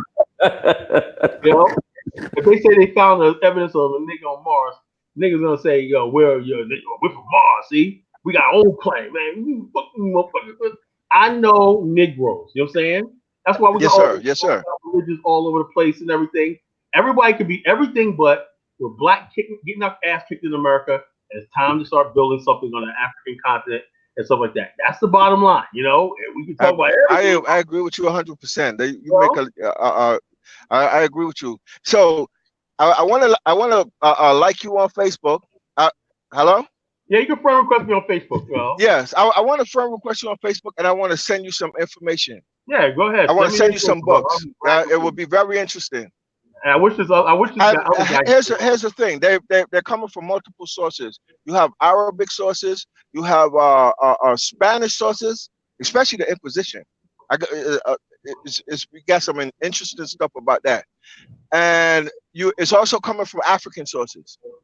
So I want to send you Like I some said, information. when I read stuff, man, like I said, I know people have information before I accept anything as gospel truth. See, I know. See, the thing is, I know history. I know about the Inquisition. I know about the Edict of Worms. I study European history inside and out. You know what I'm saying? The Renaissance and stuff like that. I know there was people, black men who lived in Venice, Italy, who brought the grand flowering of the Renaissance was by black men from West Africa, real black men, not more, real black men from West Africa who traveled to North Africa. And North African scholars lived in West Africa.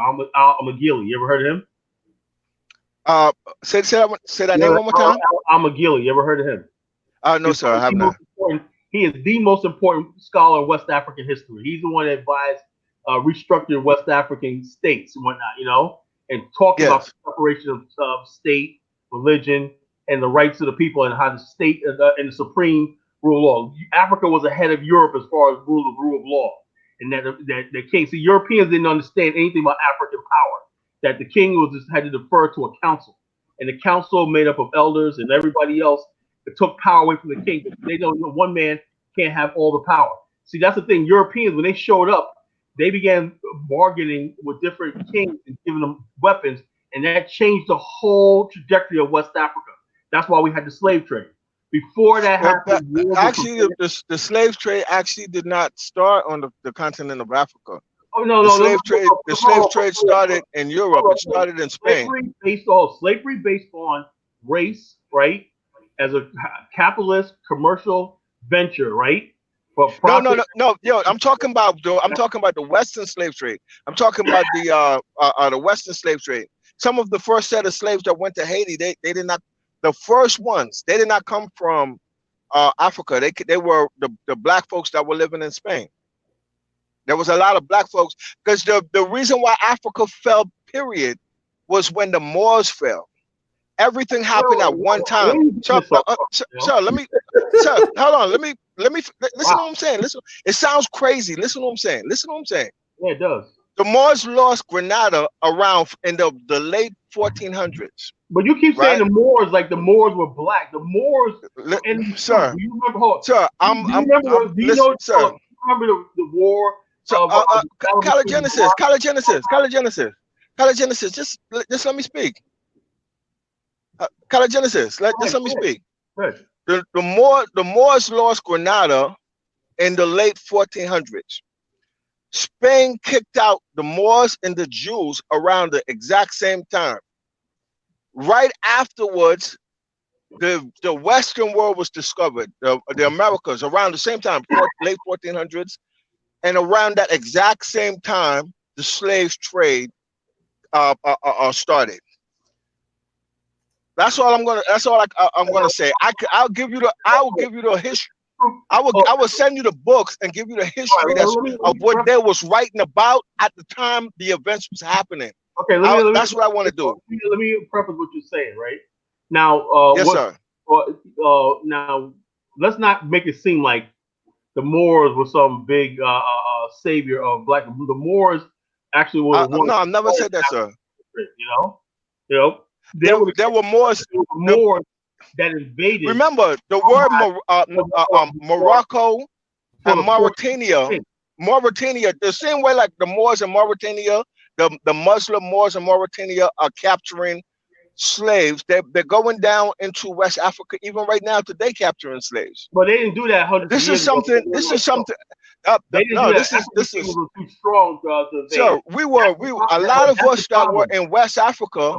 Remember, a lot of us that are here were captured by certain tribes in West Africa and sold into the slave trade. And so-called Arabs. One of those.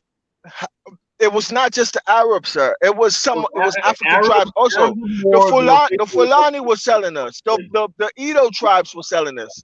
There were. Then on top of that, even amongst our own people, there were wars even amongst our own people where they were capturing people and selling people. So what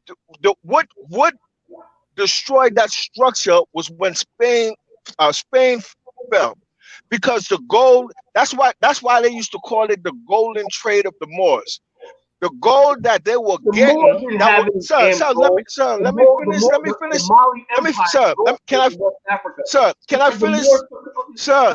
Let me finish the small statement.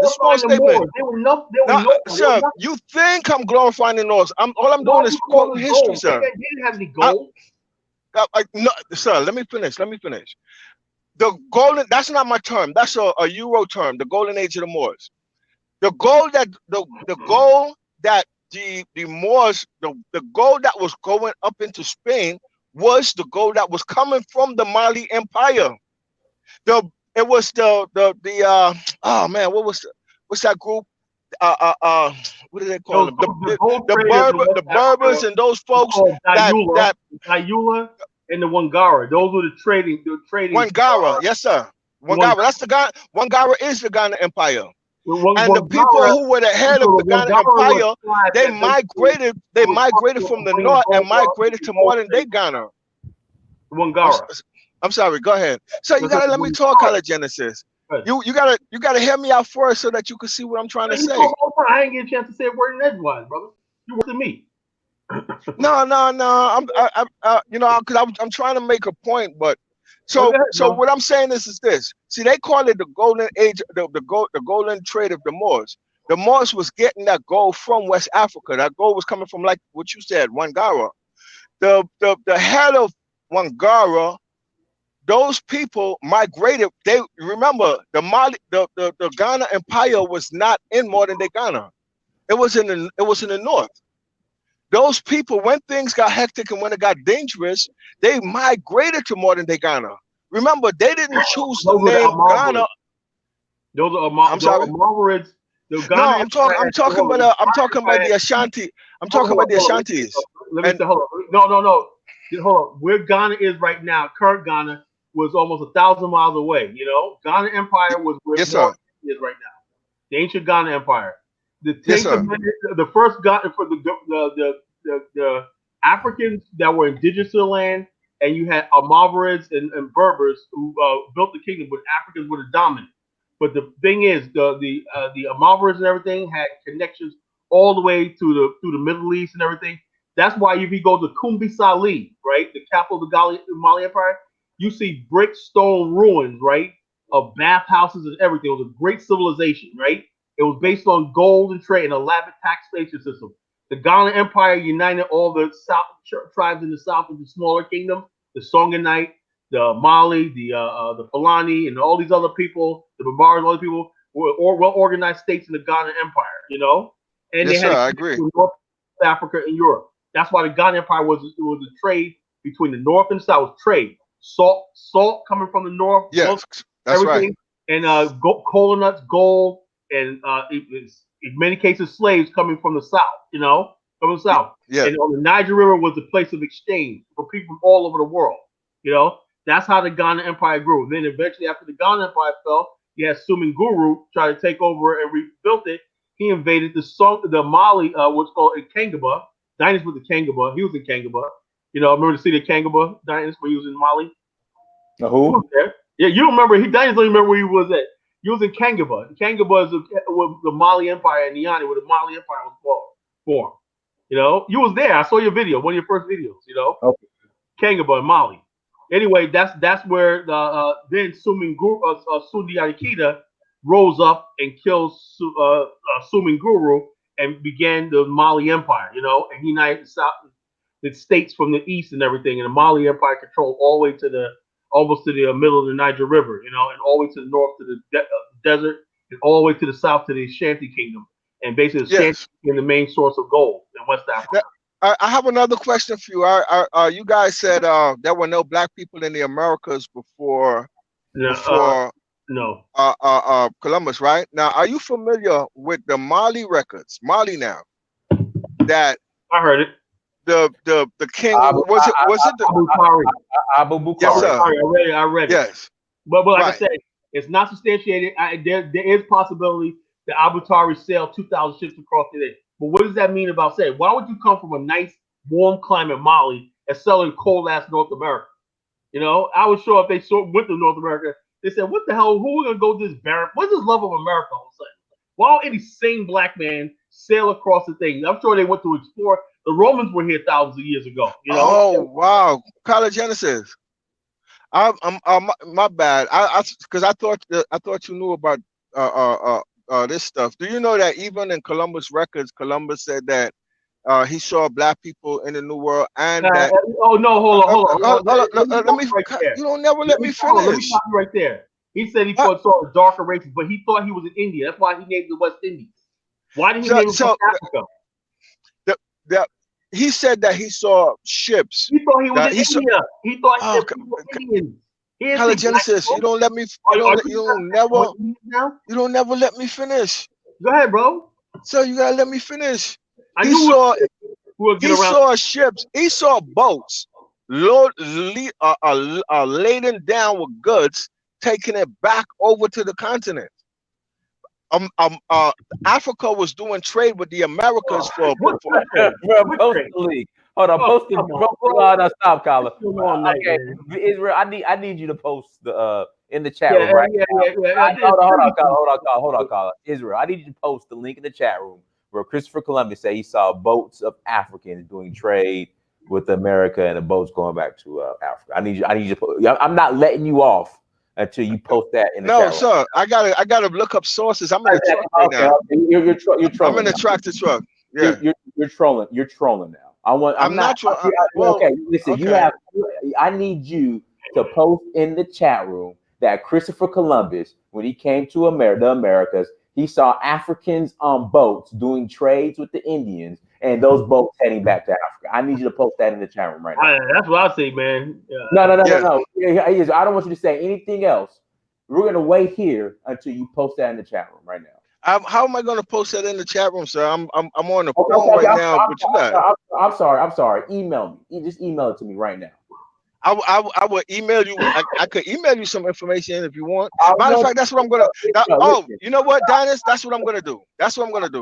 I want you right now to email me that Christopher Columbus said he saw Africans participating in trade with Native Americans. Chill it, man.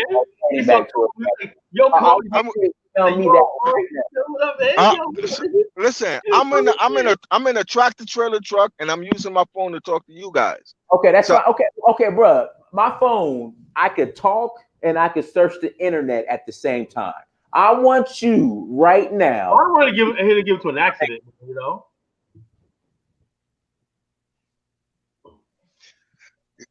Anyway, Donna, see, you guys don't have to believe it, but anyway, all I want to say is No, no, that I want to believe. I want to believe it, but I it's want you to send me right now the information. listen. All I want to say is this: West Africans, our footprints have been all over this world. Israel, We are Israel, we Israel, are Israel, what they call be Israel, hold on, first. Israel. You're not going to say anything else. You're either going to hang up or you're going to send me the link right now. You know what? I'm going to send you some information, Donna. No, I'm gonna no, get no, off. I'm gonna get Israel, off. I want you to send me I'm the information about. How am I going to do that on the phone? I'm in a tractor trailer trucker, 18 wheels. I'm on Are you 18 wheels right are, now. are you driving? I'm Dennis, I'm going to send it to you, sir. Are you driving currently? No, I'm not driving, but Okay, so I'm listen, going to send okay, it to you. listen. I can make a phone call right So, now so, and so, talk to you Dennis, right now. yeah, but What? I have to dig up those resources. I can't just go and You find don't those resources. you don't Dennis, I have go through. You know how to, much information I go through on a daily basis. but how can but Dennis, okay, how about this? How about this? How what? about I email you, like you said, I email you the source, and here's Okay. what I would love for you to do. I would love for you to come back on the show and say, you know what, that guy Yehuda Ben Israel, the that guy, yeah, he said this, and guess what? It checked out. I Would will. you actually? Oh, you will? Okay, so here's what I'm going to do that. I'm going to send that. Okay, so I need you to send the link of Christopher Columbus seeing Africans participating in the trade in their ships. That Christopher Columbus said, I saw African ships Right. participating in trade with Indians, and those African ships heading No, back to. he saw the ships heading back to West Africa. That's what he saw. And yes, I am going to send you that information. But But I have to, how did he see? How did he know the ships were going back to West Africa when he thought he was in India? He because thought it was in there India. was a ship full of Negroes. Of course, you know where they're No, going. he thought he was in India. But oh man, see, He oh thought God, he thought Cuba was Japan. He thought North America was China. that's you know what you know what this school curriculum really did a number because here's the problem. There's so much information in these books, but they're not teaching it in school. Because college Genesis think that those white Arabs in North Africa are actual Aboriginal North Africans, and you guys don't know that as Black people we navigated the world. How do you think all of those people get into those islands in to South Pacific Sea and all India and Malaysia and all that? We've been all over the world before these white folks. So in other That's words, just what we are. you believe black We the people. builders of the Let me ask first you a question. civilization. Now hold on. You've been talking a long time. I've been real patient. So I got a couple of questions. You know, I got a couple of questions. Right? Yes, sir. Yes, sir. Now, there's a place north of Canada, right, called the Arctic Circle, where the Eskimos live there. They've been living there for thousands of years. All that, they build houses out of igloo, Yes. snow called igloos and everything.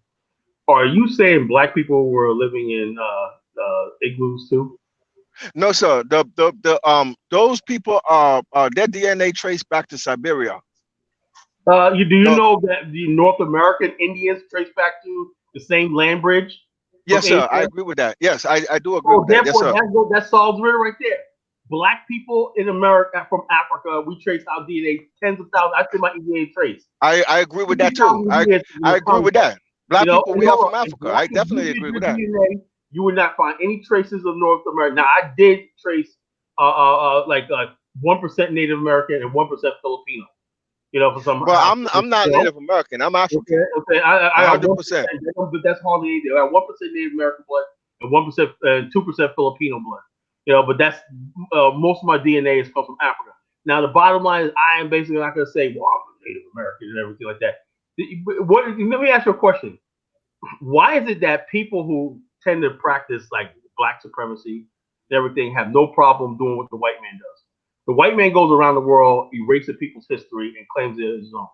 You know, and I see black people, black men, who At do the least you same admit thing. it.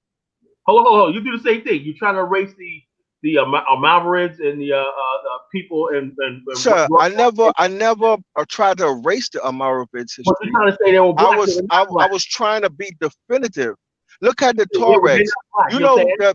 the who? Okay, let me ask you a question. Let me ask you a question. Are those light skinned people? Are those white people who actually trace their who actually DNA actually traces back to Southern Europe, right? Because I'm pretty sure you know this history. You do know that the Moors who were black used to take white slaves, right? You do know that, right? So that's a Do fantasy you of you mine. do know A you lot, a do, lot, lot of, sir? lot of black dudes, That's not a fantasy. a lot of black That dudes is a use that as documented an fact. excuse Not only, be not white. only, So you sir, got not you got a whole, Caligenesis, Caligenesis, Israelites not who Caligenesis. Israel Let me finish. get with Caligenesis, Israeli girls. Caligenesis, Caligenesis. Let me finish. Gay Not rights. only that, the black North Africans used to take That's white Negro slaves. Not fantasy, only man. that, It's do called you do Matthew. you know that back Negro even during the fantasy. wars that they used to have with the Romans, right? Guys, am I Caligenesis. wrong? Let me. Is that a Negro fantasy of people? Oh yeah, back in the days we used to have white women as our concubines and whatnot. You know, Hold on, sir. why did a But black did I man? say that? You know what I'm But saying? did I say that? Would I But say that? All I'm doing that's what is the average Negro Caligenesis. who All comes I'm from doing is saying history. That you is know, a that we had fact. white North, slaves. We had the North Africans used to our take slaves. white slaves. That's a fact. Not You know only what I'm that, saying? during the wars that they used to have with the Romans, some of the Romans used to deflect and go and live with these black Berbers. That's Okay, bro. just No, bro. Hold on. We're gonna close out. So Israel, I want the information where yes, sir. I will I send want that all that information to you, information. Dennis. where Columbus knew that ships were going back to Africa with Africans after they finished trading with Native Americans. Okay, I'll do that. Okay, thank you so much. All right, Kyla, go ahead and This close was out. all right. Okay. All right, and like I said, this interesting discussion tonight. These discussions got to be had because it's simple about it. Like I said, this discussion that we had tonight shows you why we have no leadership. People can come in and do whatever they want to do. We're all over the place. We're in Morocco. We're in the Arctic. We're in Israel. Only the black man in America does not know who he is, what he's about, where he came from, and everything. So anybody can pop up on the scene, you know? Anybody can pop up on the scene and do anything they want.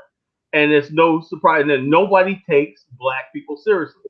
You know, and like I said, and like I said, people think we're hard on our brothers. I love our brother right here. I'm glad he had a chance to come on the show, but I'm sorry, I have to start being a little more tougher on people because, like, what does O'Shea say? The buffoonery remains an all-time high. Yeah, You know, the buffoonery remains an all-time high. You know, we got way too many people putting out foolishness online. And it's the thing, Kyla. Like, what kills me is like, what information do these Negroes have that when I go to Africa to the source and ask the chiefs, hey, did you guys ever refer to yourselves as Jews and Israels? And they say no, and they run through their history from the beginning. And that's another thing, Dinus, which a lot of people don't like. They got books from somewhere.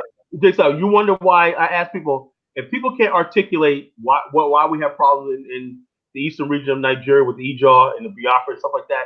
I said, do you understand the Biafra got a 1,500-year history? You know, that you can't just impose on them. They know who they are, you know, and they look at you like you're stupid when you try to tell them, you try to convert them to your religion and your thinking, or even to your Negroism, you know, your Negroology. Oh, we're black. No, I'm an Ijaw. I know my history. I know my kinship. I could tell you many generations of who I am and everything. I know who the hell I am. You know, this is why Nigerians tend to succeed over black people in America. Why? Because they come to America with the idea that they know who they are. You know, they're not all over the place. I'm this, I'm that, and everything. They know who they are.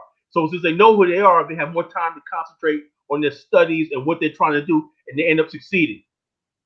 But black people can't even get on the same page. Say, look, this is our land. This is our ancestral homeland.